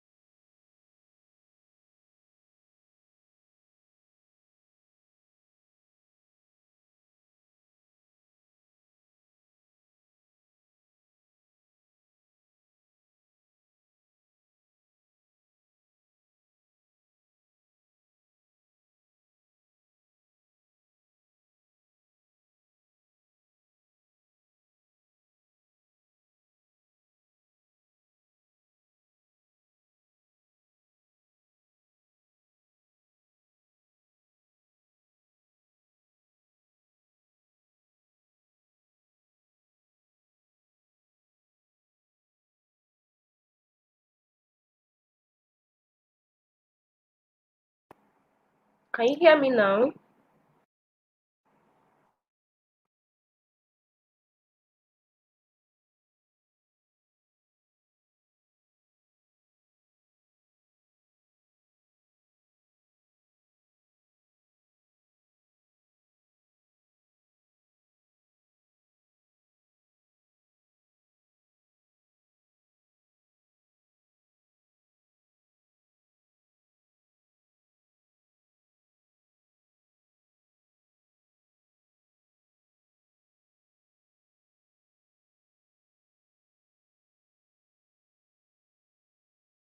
Able to hear me? Hello?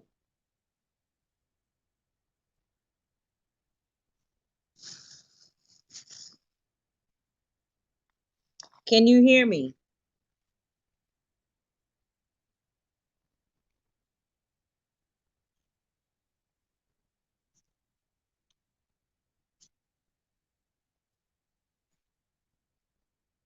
Are you able to hear me?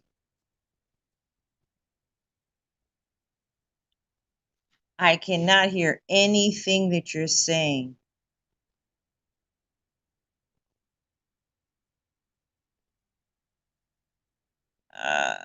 Boy, let me see.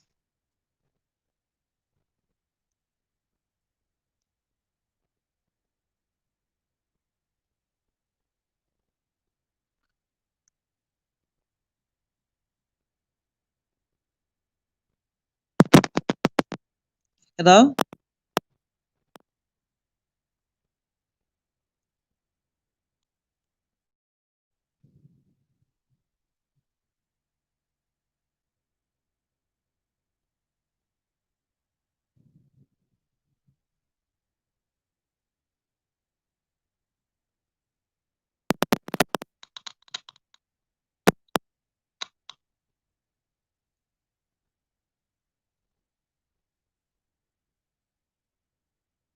Hello?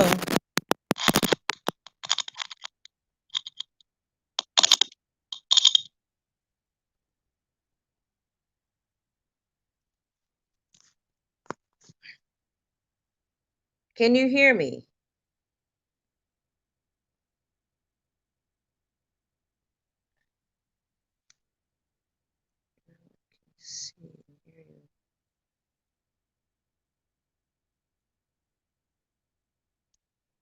All right. If I could understand, I think you could see. All right. I think you could see. You could see me, and also my phone is telling me that you could hear me. I'm from the Yes, I United can States. hear you. Good. I am in the United States, but I was born in Jamaica. Okay. My contribution to your show is simple. The question was asked regarding Candace Owens. I like to explain why I suggest that she's not to be believed. We learn through history, through times that has passed, things that happens to fallen heroes like Patrice Lumumba, things that happens to individuals from Africa. This is where I know my information mostly from. And the people in America that learned, such as Malcolm X and many others that you in Nigeria know. You're very young, so maybe your forefathers or your parents would be able to explain how people in your skin may look like you, but they're not your kin. That lady speaks eloquently. I don't know her. I have no knowledge. I have no interaction with her. But my wisdom and my history informs me that I think I would put the term like this. I'm going to give her a permission to say, well, maybe she doesn't know any better. But if she doesn't know any better and we are looking up to her as a form of leadership, where does that leave us? It doesn't leave us in a good place. So I'm not going to put any harshness on her. I'm just going to only basically say, if the leader doesn't know their history, or let's say they do not know their history, but they choose not to view and observe their history for reality, what it really is, then it means to me maybe they're selling their soul. They're selling themselves to be popular among their pale-skinned slave masters. This is my opinion. I mean, this is my personal opinion, but I'm taking it from fallen heroes, including, and I did say Patrice Lumumba, because he trusted somebody. I remember that. Mhm. And that trust, he would have never dreamed or believed a man that looked like him, ate the same food he ate, suffered like he did, would be one of the individuals that would create his downfall. And again, it's really no excuse for money. Well, then we'll have to say that we are behaving like our slave master then, because for the love of money, we are willing to do whatever it is that we're going to do in spite of who it's going to harm. You see, to me, individuals' color, just like Obama, and I know what happened in Nigeria, I'm very familiar with what happened, but I don't blame everybody in Nigeria. I have to look and observe who were the ones that made decisions. Obama is a person that caused us to feel comfortable and happy.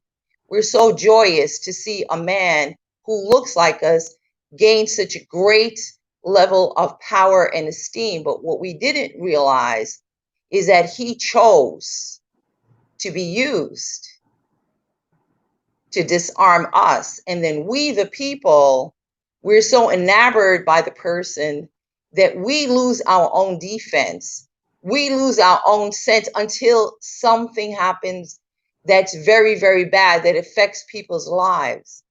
And I like to get off of that topic for a moment. The comment that Miss Owens made regarding the George Floyd. George Floyd is an American Black person.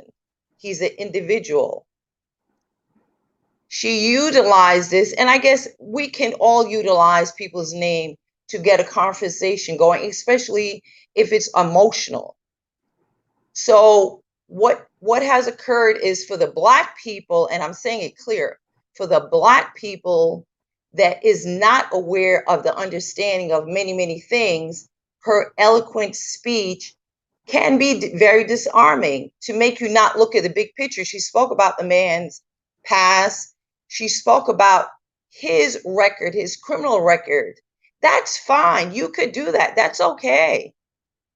But she never talked. To be fair, she never spoke about the police officer's record. And to me, for a person in that high esteem and position, you would know that that would be fair. But again, if you're not thinking and you're reaching masses of people, that's not like me. Wisdom, age, history, exposure, you're going to get caught up with it and just, just fall for it. That's my opinion regarding that. So, you know what? Again, I'm not in Africa, but I am from Africa.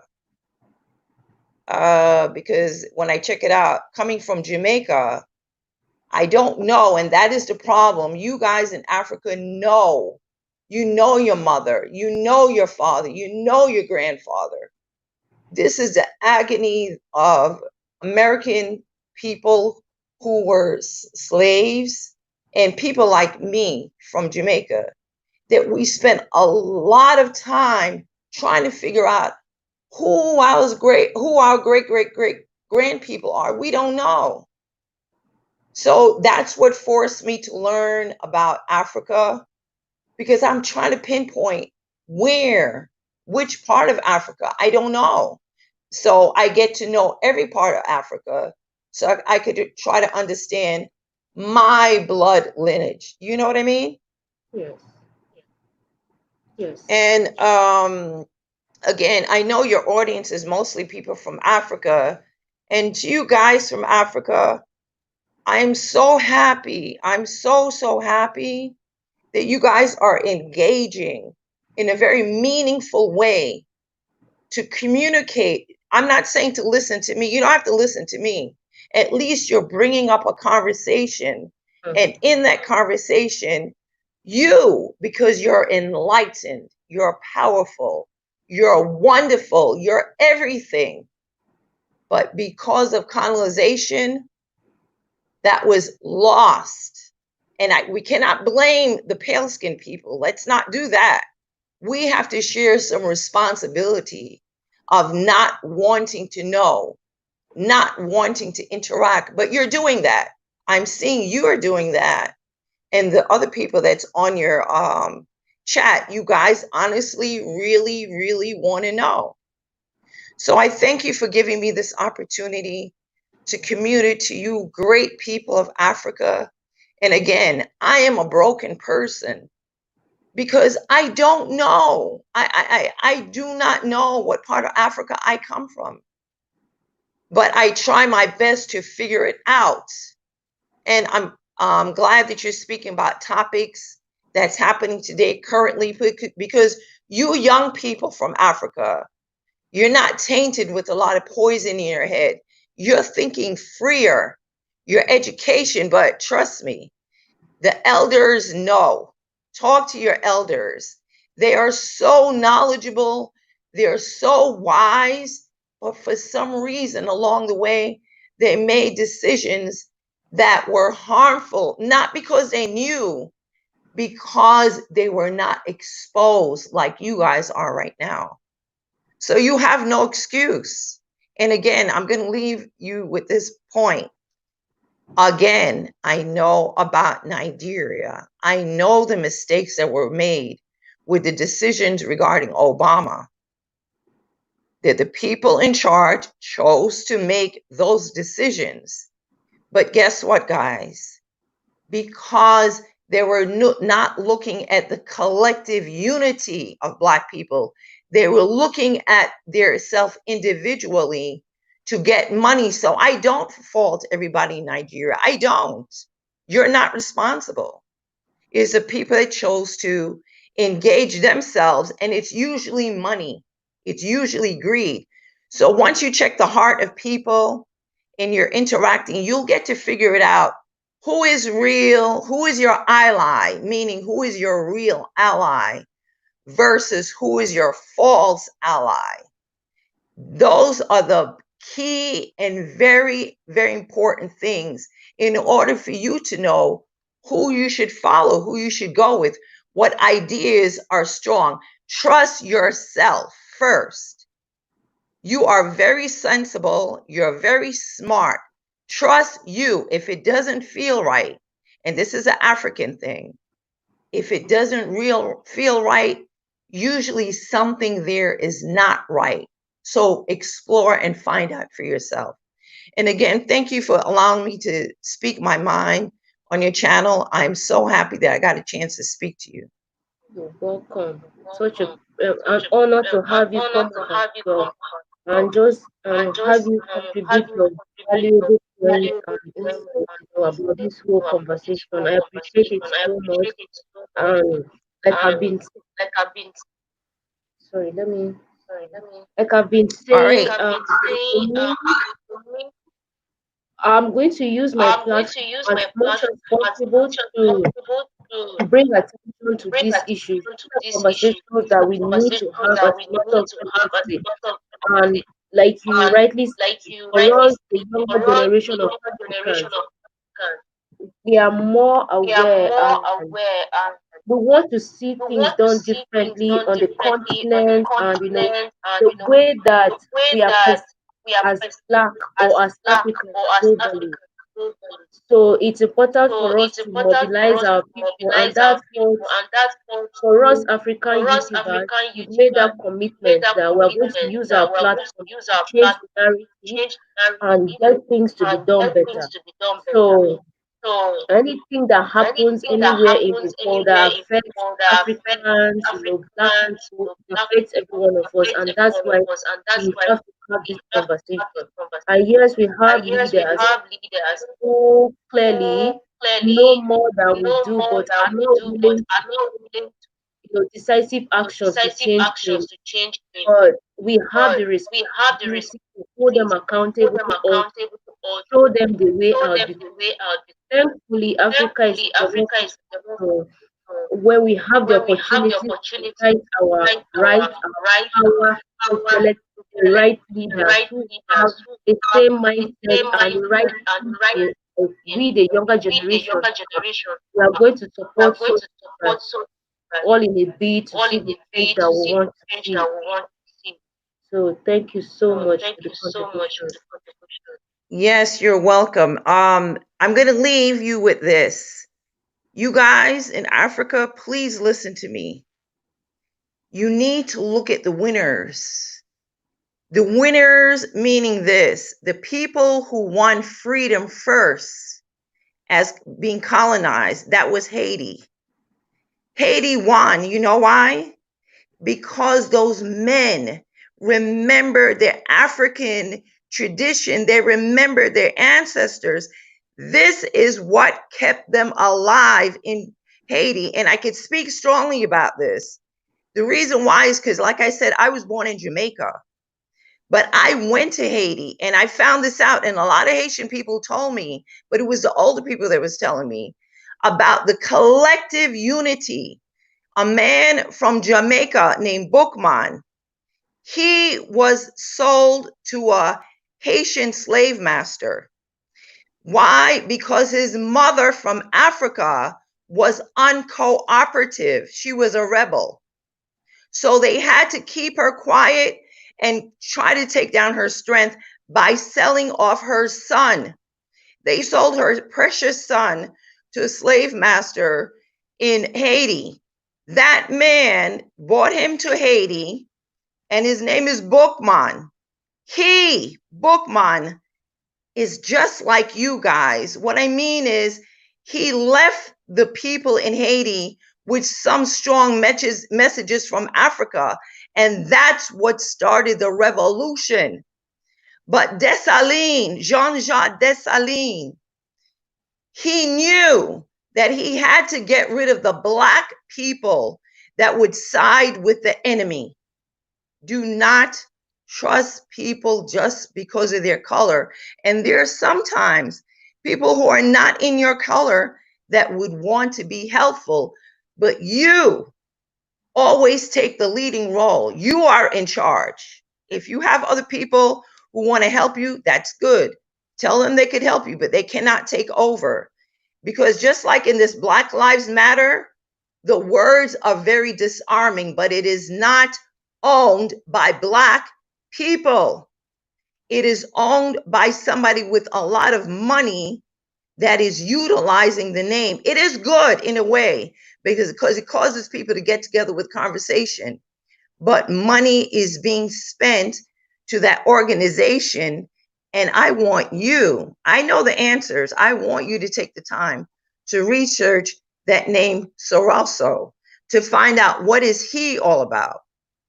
And then you will get the bigger picture. Black Lives Matter is a universal wording that make us feel compassionate.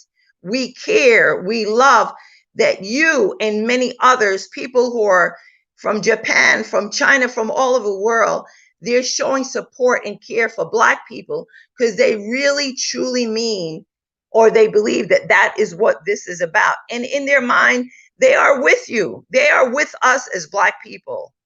But when you start spending money with that organization, you find out where the money is really going. Again, young lady, thank you so much and have a wonderful, blessed day. All right. Thank you so much.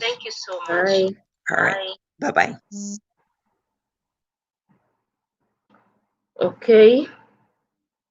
See, I appreciate these valuable contributions and just getting the conversation going. So one thing we are establishing by and large is the need for us to stay united and focused to advance our cause. I mean, from the way she has spoken, is so passionate, and I can just feel like someone noted in the chat room. I can feel how much she feels about this conversation. So it's something that we need to push. We can't afford to sell out in every way possible. Let's all have our hands on deck so that we can push for the changes that we really and desperately deserve to have. So regardless of the Candice Owens in our camp, let's stay focused and let's keep going. That's basically the message. Let's be united. Um, I had mentioned earlier. Well, if you have come to my channel for the first time, you've not subscribed, don't forget to click the subscribe button and the bell beside it. That bell, when you click it, you get notified each time I upload new videos, okay? So Nigeria power is just misbehaving, my people. These are the things we deal with. They just keep, giving and taking the interrupting the power. So unfortunate. These are the things we are dealing with in 2020. So many things, but we'll remain undaunted. We'll win.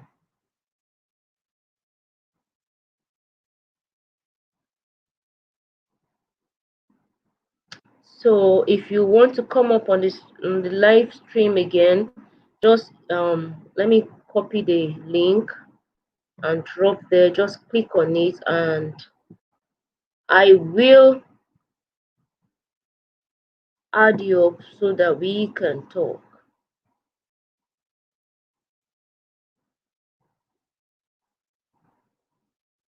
So someone is saying Black Lives Matter. Let me pin this here. Like that comment has gone by so fast. The person says that Black Lives Matter is a scam, is a fraud.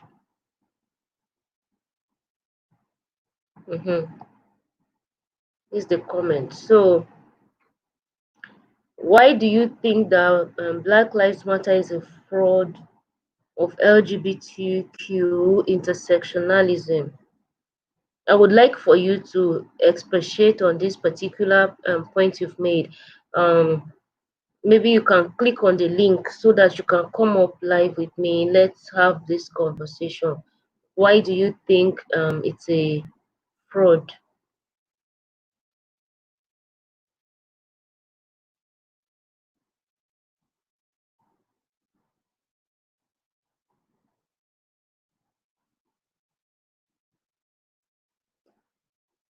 Click, come up. I'm glad that it's done. Yes, I overall like what's going on with those two countries on the east side of the continent. Haiti lost in having to pay repatriations to France. They didn't deserve a dime.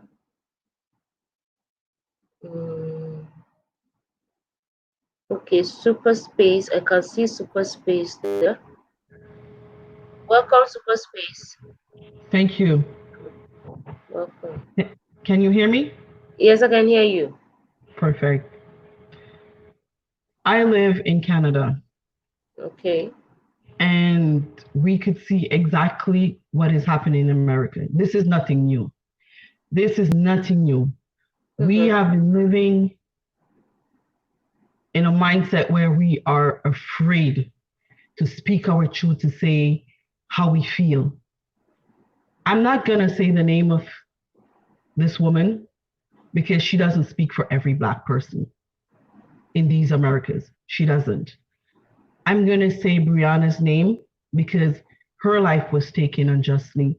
She wasn't a criminal. Her boyfriend wasn't a criminal. The first thing they try to do when they unjustly take her lives is to criminalize us. If you see how they interact with young Black men and young Black women on the streets, what they try to do is to agitate them, to provoke them, to push them to becoming violent so they could say, yeah, you see, I was trying to interact with him in a civil manner and he became agitated and aggressive and I had to use force. every time they interact with us is to criminalize us, is to demonize us. Because first of all, they don't believe we're people.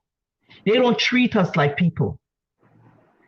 Anywhere, this woman, she called the cop on a man and saying, he's African American. He's trying to harm me. And everybody in the world could see that nobody was trying to harm this woman, yet she weaponized that. Yes, I saw So the they, video. so they know exactly what they're doing. So Yes. I won't speak this woman's name. Her name won't come from my mouth. You understand? She is Yes. trying to earn a place in a space where she will never belong. But that's for her to figure out. She doesn't belong in that space. She doesn't belong in that place, and she's trying to interject herself there. And by doing so, I don't know what she's trying to accomplish or what she's trying to prove, but that's neither here nor there. Mm-hmm. My focus is on how we can unite as a people. Because trust me, there are people that have come out and will come out and demonize Mr. Floyd. And there are people who are like, look, he's a criminal, he was trying to do this. But I look at school shooters. There was a young man recently that shot and killed 3 people. They apprehended this young man without one incident, without one injury. But this man, as they claim he's a criminal, they murdered him in the street because they have the power to say, look, we can hunt you, we can kill you, and there ain't ish you can do about it. Mm-hmm. And they want us to believe that we have no power. They want us to believe that our voice means nothing. But now they're getting a rude awakening that when we come together, when we unite, when we truly, truly come together, then we will realize the power we have. We ourselves don't even know the power we have. We're next to God. We have more power than we can ever imagine that we have. Our people have come from greatness. We don't come from the gutters like they try to label us. We don't come from the swamp like they try to dictate to us. They try to pin us against each other. They try having us in the diaspora hate you in Africa. They try to have you in Africa hate us in the diaspora. It's not working anymore. It's over. It's enough. It's done. We're uniting. We're fighting together. It's over. It's over. It is. It's done. And that's where the power of media comes in very useful. You know, the fact that as Black people, we are having access to media. I mean, we have a platform such as this one now. We are having conversations. So it's a question of people getting more aware of the tactics of these people, and trying to overcome these tactics. Now we know better, so we are more united, of course, and we are also trying to speak with one voice to say that this is wrong and we want changes. And that's what they fear.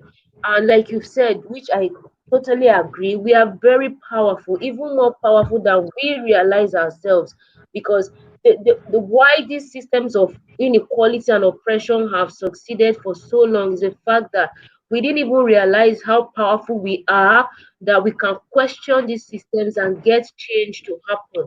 But now, with this realization and the fact that we are gradually all now, coming together and uniting to speak with one voice, they're getting that rude awakening that, wow, if these people truly unite, then all of our tactics are over. And like I mentioned earlier, this race thing is just it's a question of power. They play this race card and try to keep us, the Black community, in this place of perpetual oppression, so that they can keep exerting power over us. But now I'm so glad that the events that are happening and now have emboldened us, and now we are realizing that if we mobilize and speak, we can make change happen. And that's the central message that we are all sending out there. Let's remain united, because in our unity lies our power. Exactly, because we are powerful in unity. And they've been trying to send that message that, oh, we're not good enough. We're not strong enough. But they know our power. They know our strength. They know that this melanin is from God. They know that if we have no fear, there's nothing that can stop us. There is nothing that can stop our people. It's over. It's done. We have no friends. We have a few allies, but we have no friends. My point is, if you're not with me, you're against me, and that's period. If you're not with me, then you're against me. Because we are moving in a different era. We are moving in a different time. No more, no more, no more. We're standing up, Africa and the diaspora together, and saying, that's enough. It's over. And it's done. So powerful. We are so powerful. Imagine the people of African descent in the diaspora and then Africans on the continent. We are so powerful. Trust me. They try to label us as a minority. We're not minority. We are not. The continent of Africa is full of Black people. The Caribbean is full of Black people. We're not a minority. We are the majority. We are. That's we it. Are the majority. So and we have strength in numbers. We have strength in numbers. We have the capability. I've been watching a lot of African YouTubers, and this COVID-19 shows that Africa can stand on her 2 feet. She don't need the colonizer. She don't need the oppressor. Africa have come up with innovative way to survive in COVID-19. And if we could survive slavery, if we could survive oppression, if we could survive the AIDS they try to wipe us out with, the COVID they try to wipe us out with, the vaccination they try to wipe us out with, the sterilization they try to wipe us out with, and we're still here and we're still standing and we ain't going nowhere and we ain't leaving, and they could believe what they want to believe, but we are not going anywhere. Exactly. And that's on that. We're not going anywhere. They have tried and tried to eradicate us with whatever weapon of mass destruction, and we're still standing. Because we are the original inhabitants of this earth. So there is nothing that can be done to wipe us out. We are survivors. No race has endured the kind of things that the Black race has endured. No race. But we are here standing stronger.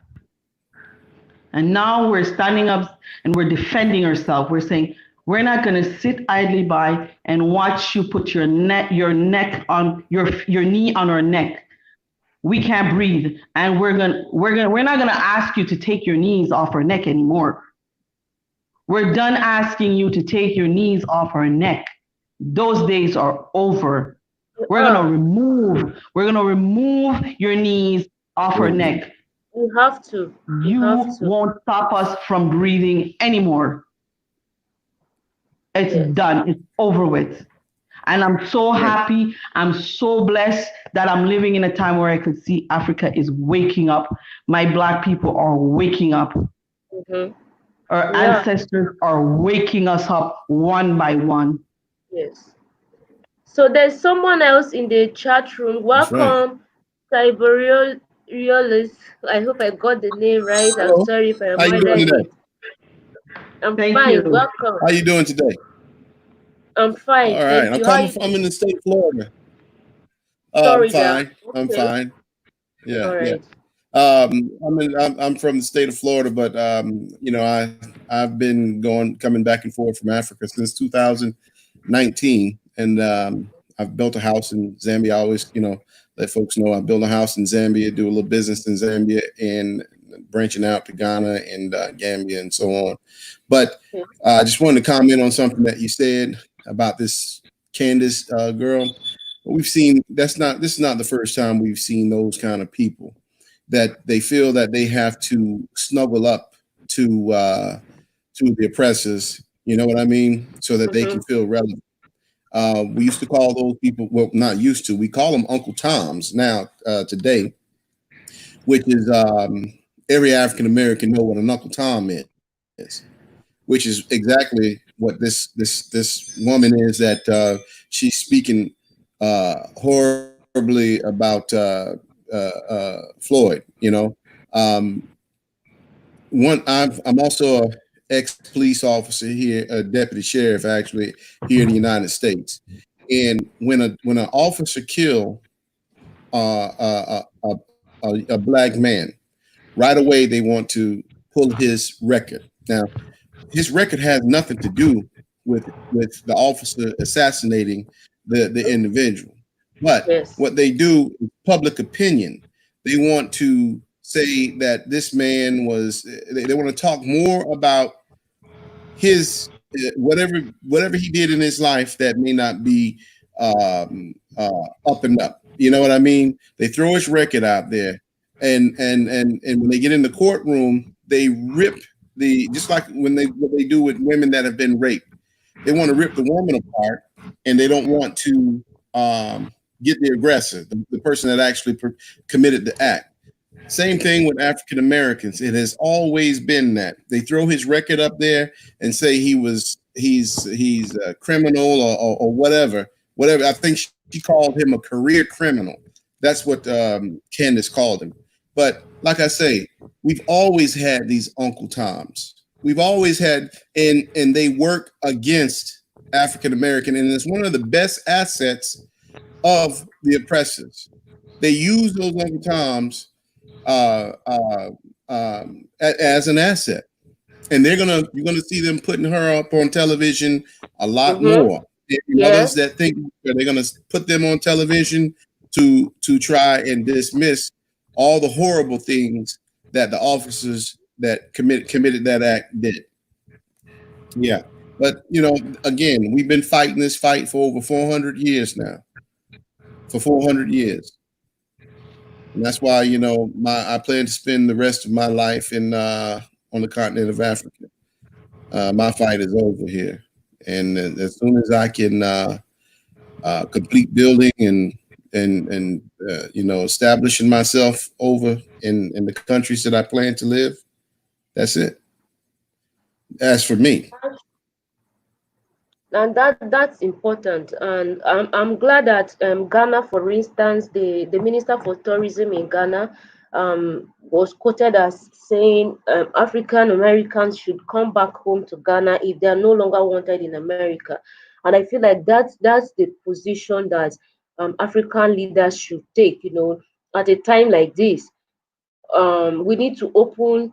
I mentioned earlier in the stream that if it's about expediting the process of repatriation for African Americans who want to repatriate back, expedite the process for them so that getting citizenship should be even automatic, so that as many who want to come back to the continent will come back and settle here. You, for instance, have been coming forth and back the continent, even doing business and all. So that's the kind of thing we want to see. Come back, yes, you were taken, the ancestors were taken and all, but then Africa is the original home of every black person on earth. This is your origin. So regardless of where you find yourself now, try to make a connection, with the continent. If it's about just visiting to see the place, visit by all means. And then if you decide to come back, come. Yes, Africa is not perfect. We have our own issues, but race is clearly not one of the issues. So here you are more yourself as an African, as a human being. Nobody is mistreating you because you are black. Nobody is going to do that. This is where you get to be your authentic self without anybody mistreating you because you look a type of way. So well done, and thanks for your point. Thank you. And I just want to add something that I pray that happens. This is one of the issues that so far there's been thousands of African Americans that have moved back and that are on the way. Here in America, there are different organizations now, diaspora organizations, that are assisting and training African American diasporans how to get back, what to expect. They're training them go start visiting countries and so on. But one of the things that haunts me and really bothers me is that I have found, it's like I found the promised land, right? which is all of Africa. I found it, and when I'm there, you cannot imagine the relief that I feel. Just saying it doesn't do it justice. And when I tried to explain to my fellow diasporans here that haven't been, I don't do it justice, but I can breathe.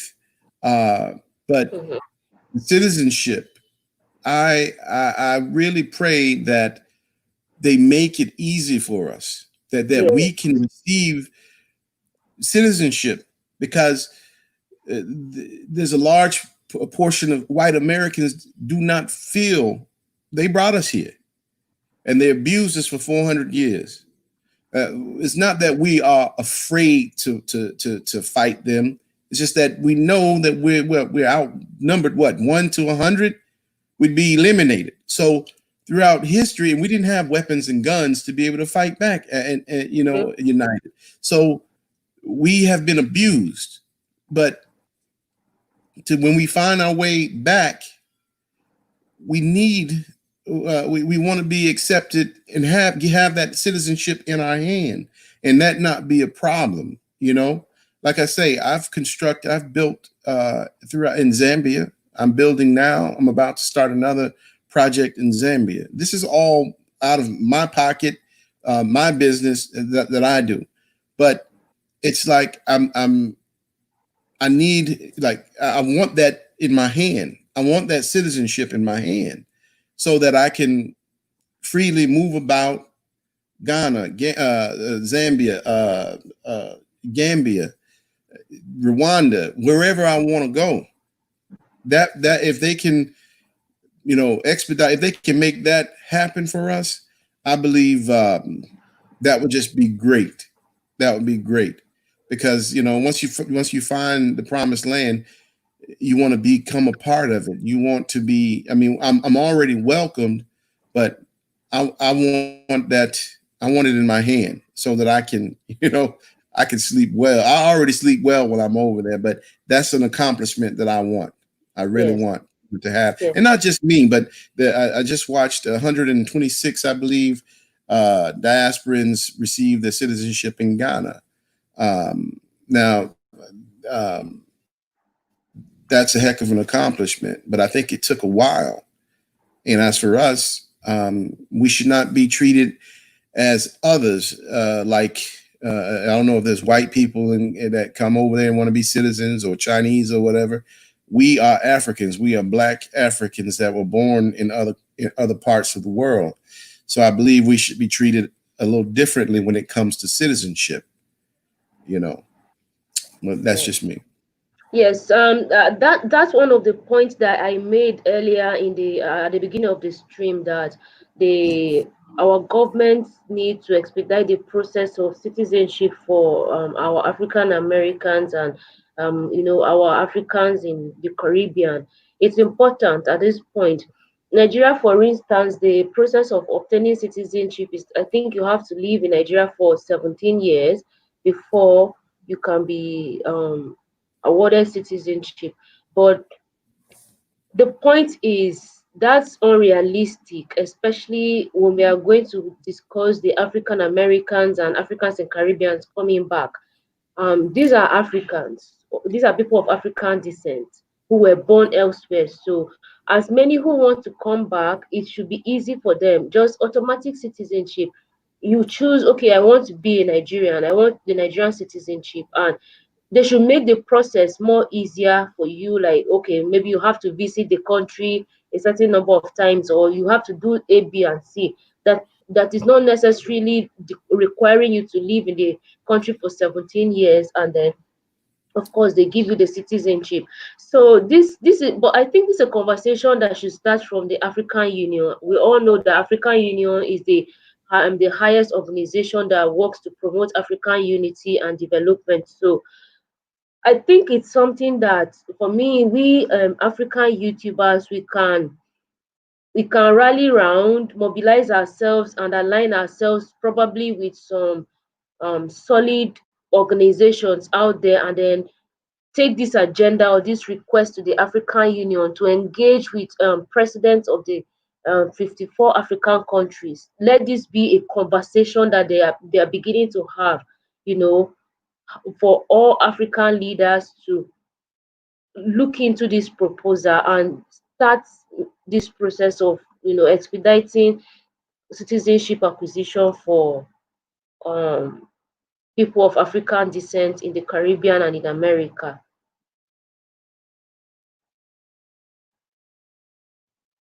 I like what this man is saying. Life in Zambia must be blissful for him. Yes, yes, yes, yes. I mean, life in the continent is very blissful. Forget the things that people say. A lot of people try to say, especially the white folks, they try to tell you all sort of stories about Africa, make you believe that Africans hate African Americans, or Africans hate Africans in the Caribbean. But that's not true. That's not true. You find them come here to the continent all the time doing business. You have these white folks, these Chinese, they are here on the continent. Indians, they are here. They have businesses. They are profiting from doing business here because Africa is a huge market. That's one thing you need to understand. And whatever business you bring here, it's bound to succeed because there's a market for it. Like we all know, Africa is a young continent. There are a lot of people, opportunities, businesses that you probably have in the Western world that are not here. And there are a lot of social issues. There are a lot of problems that need products and services to address. So if you come to the continent with those skills that are not here, with those products and services that are not provided here, you have a huge market. That's why these white owned businesses, they come here. Sometimes they come through our people and establish their businesses here, and they're prospering, they're making money and all. So by all means, if you can, come visit the continent, see the opportunities that exist here that you can, leverage to do either business or provide services to fill those gaps and all. There's all kinds of opportunities. Just a few minutes ago, I was speaking to someone about the same exact thing, and after after they lift the ban, we're going to go off to this is someone that I served with in the Army, his brother, and he's interested in his family, his wife and kids. They've been watching a lot on YouTube and so on, and they want to go. They want to go, and this will be their first time going actually to the continent. But he's asking already, like everyone, they want to start a business so that they can support themselves when they get there. And then, of course, that helps the economy. The money trickles down. Mm-hmm. Yeah. It trickles down. And as you say, I see a lot of Chinese in Zambia. Yes. I see a lot of Indian people in Zambia, and they're doing business there. I don't like much how some of them treat the Zambian people, Mm-hmm. which when I first got to the continent, I was really stunned because I guess they thought that I thought like white Americans. And when they spoke negatively about, people that work for them, it was something that really knocked me off my feet. And I'm like, wait a minute, this place is not, you're making money from this place and you treat the people, your workers like this. And that was an eye opener. I guess that's a whole nother subject, but no, the opportunities there to start businesses and Zambians, but not just Zambians, African people are very intelligent people, natural entrepreneurs, natural negotiators and entrepreneurs. The only thing is they don't have the capital to start the businesses that they would like to start. Many people go to college, and when they get out of college, they can't find a job because, there's not enough jobs for that field. So education, many of them are well educated. Many of them don't have it's like I say, the capital. I've helped a couple of people over there, and they're still in business today. They're still in business right now today. With the little bit that help them, you know, get going, and be able to support family and, you know, and then extended family and so on. So they're natural business minded people. And when we come there, we should, you know, we should not go there as, you know, I see other people speaking the same thing. But it's true. You should not go there looking for a job. You should go there to invest, create opportunity, create a business, so that, you know, you become a part of the economy. That is what we as diasporans should do. And it's home. It's home. Yeah. And I like what you've said, because in your coming back to the continent, you know, to do business, you bring your own skills as well. It's like we're mobilizing not just our physical power, but then our economic power as well. We mobilize that, because the truth is race is power also. So if we mobilize our own resources, and you know, we keep the resources on the continent, we'll have a better points from which we can fight, you know, because the truth is the West needs Africa more than Africa needs the West. So if we can invest here, develop the continent, pull our resources together, of course, we are going to demand that respect. Naturally, we are going to command that respect that our race needs more than if we are depending on, you know, the Western world, and just taking dictations from them when they say do this, do not do that, and all. So, like you noted, there are a lot of entrepreneurs. Natural Africans are natural entrepreneurs, and I think that that's because of probably the hardships that Africans have had to endure, and all. We found ways to survive on the continent and all. People go to schools, and you, like you noted, they come out, and maybe the course they studied in school, there is no job or market for it. So, and that our leaders are not proactively taking steps to create jobs. They're all concerned with just losing money and enriching themselves. They probably go away to the West or to America to go and buy homes there, live there, and but we can't continue like this. It's our responsibility as Africans to, you know, push for the change that we want to see. Let's invest in Africa, build Africa, and all of that. That's the only way we can command our respect naturally. So thank you so much, and I wish you all the best with your businesses in Africa. Thank you. Yes. Will do. I mean, we want to see more people like you. Honestly, I've said this before. I won't feel bad if I see African Americans coming back to the continent, establishing businesses, employing people, you know, living here, and you know, just living their lives and being happy. I won't be sad either if I see Africans who were born in the Caribbean come back, they are doing business.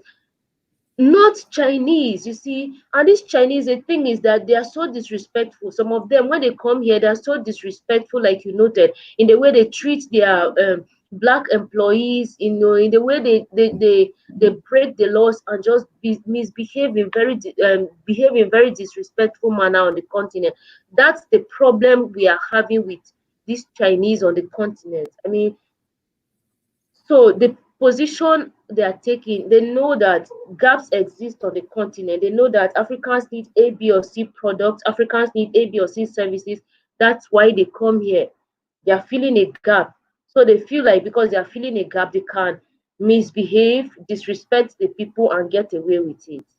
Well, one of the things do also, see, they bring very cheap products. Even here in America, we have to stop them from bringing cheap products in America. Yeah. So what they'll do is they'll bring in cheap products. It's a technique, same as the technique that their banks give loans to countries so that they can gut the country. They give a loan that they know the country cannot pay back. All you have to do is look at the, what is it, GDP? You look at that and you can tell that the country's not going to be able to pay the loan back, and put in stipulations that if you can't pay the loan back, I'm taking your national grid, I'm taking your communication system, whatever. Yes. This is a technique that I sat in a seminar and I watched about 6 years ago.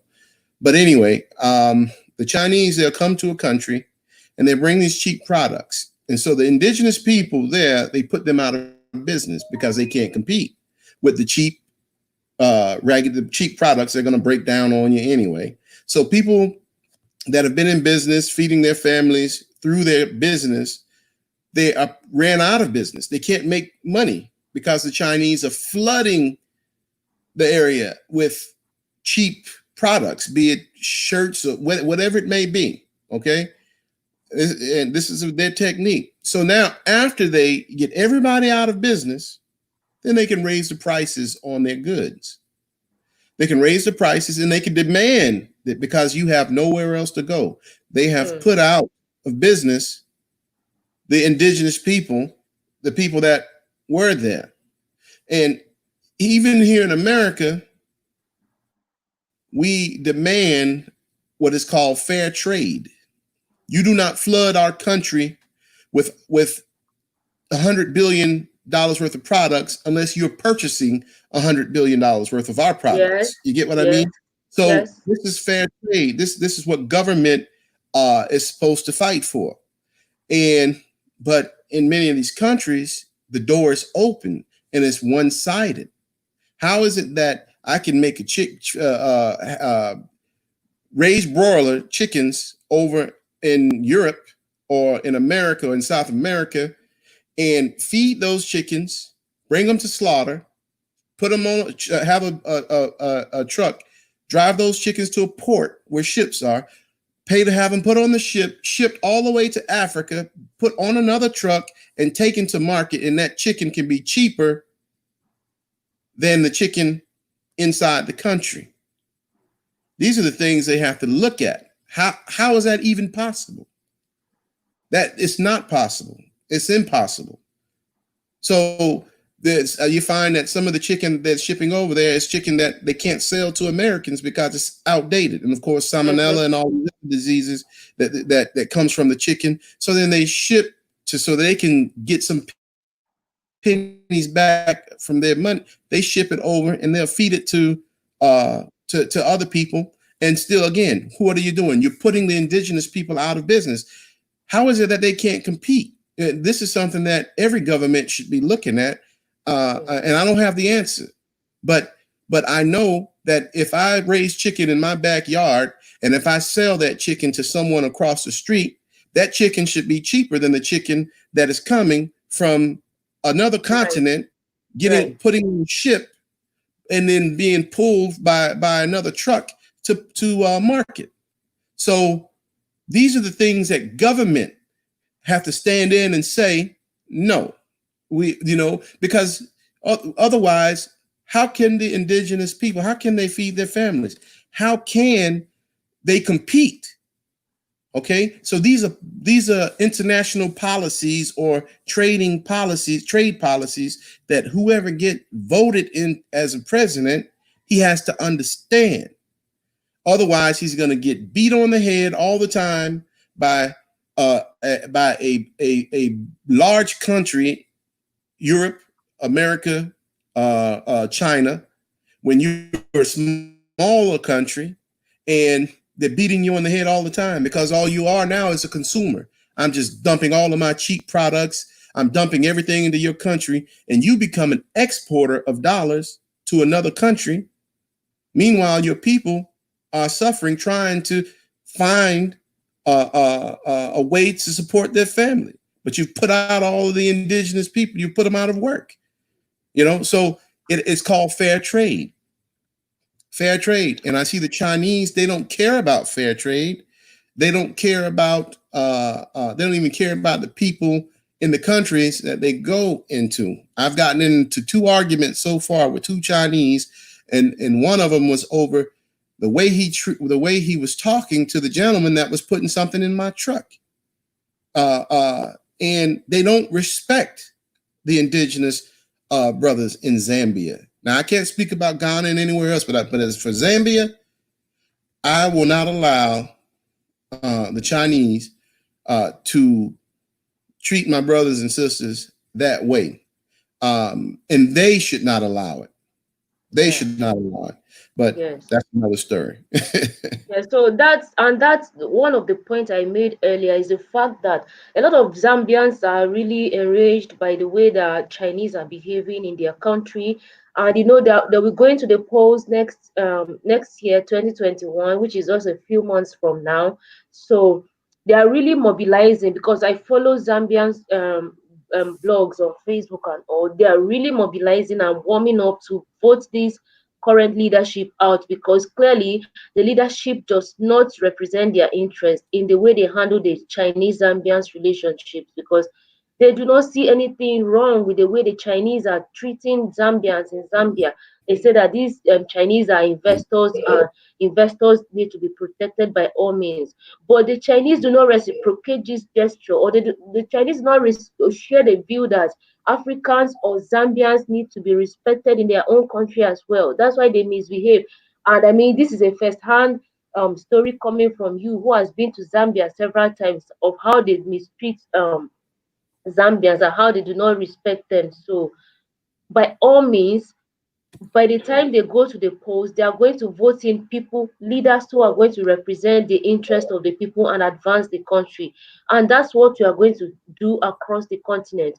As YouTubers, we are going to use our platforms to mobilize our people to demand for the changes that we want to see, starting from leadership, And then the question of fair trade. If you notice, Nigeria sometime back, I think last year, Nigeria made a law that banned the importation of rice, for instance, because we produce rice, we grow rice in the continent, but people keep, especially Benin Republic, that is Nigeria's neighbor just next door, they import rice. Their economy is dependent on importation of rice, and they import more than they even have the need for. What they now do is they flood Nigeria. They would flood Nigeria with the excess of that rice, and it wasn't doing any good to the economy. So the Nigerian government says, enough, no more importation of rice into the country, no more importation of poultry products into the country. They are all contraband. They've now been classified as contraband products. So the borders were shut. Nobody brings them in. So, and that move by the government, really, in 2 weeks of implementation, the government announced how much millions of naira they had generated in revenue as a result of that. Yeah, good. So that's how this importation, and the Chinese know this, like you have said. So they bring these things here, make them cheaper, but they are clearly harmful to our economy and to our people, because we cannot vouch for the quality of these poultry products that they probably want to import into the country. So the government said, no, don't bring this, but we need this to be implemented across the continent. And I'm so glad that the Africa Free Trade Area is gradually going to see the light of day. During the pandemic, I think last month, the African Union had a meeting in which they discussed the implementation, and I think they are planning on rolling it out in July. That's next month. So we want to see continental trade. We are interregional trades on the continent, where we are producing, we are manufacturing, and we are trading amongst ourselves, so that we can grow our own economy instead of depending on importations from China and all of that all the time. We really want to see these changes happen, so that we can grow our own economies. That'd be nice. Yes. Thank you so much. So, what? But it takes the proper leadership to implement all Yes. of that. Yes. Takes leadership.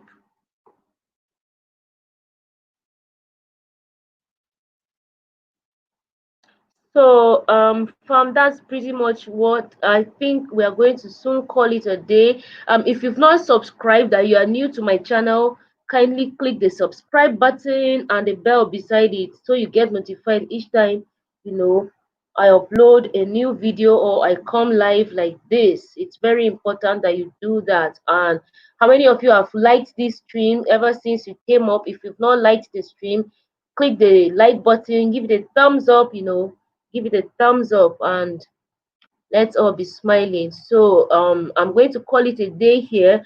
Like I said, the essence of this stream that I do on Sundays is so that we can have conversations about topical issues. And for me, it's also an opportunity for me to give back to you, my amazing subscribers.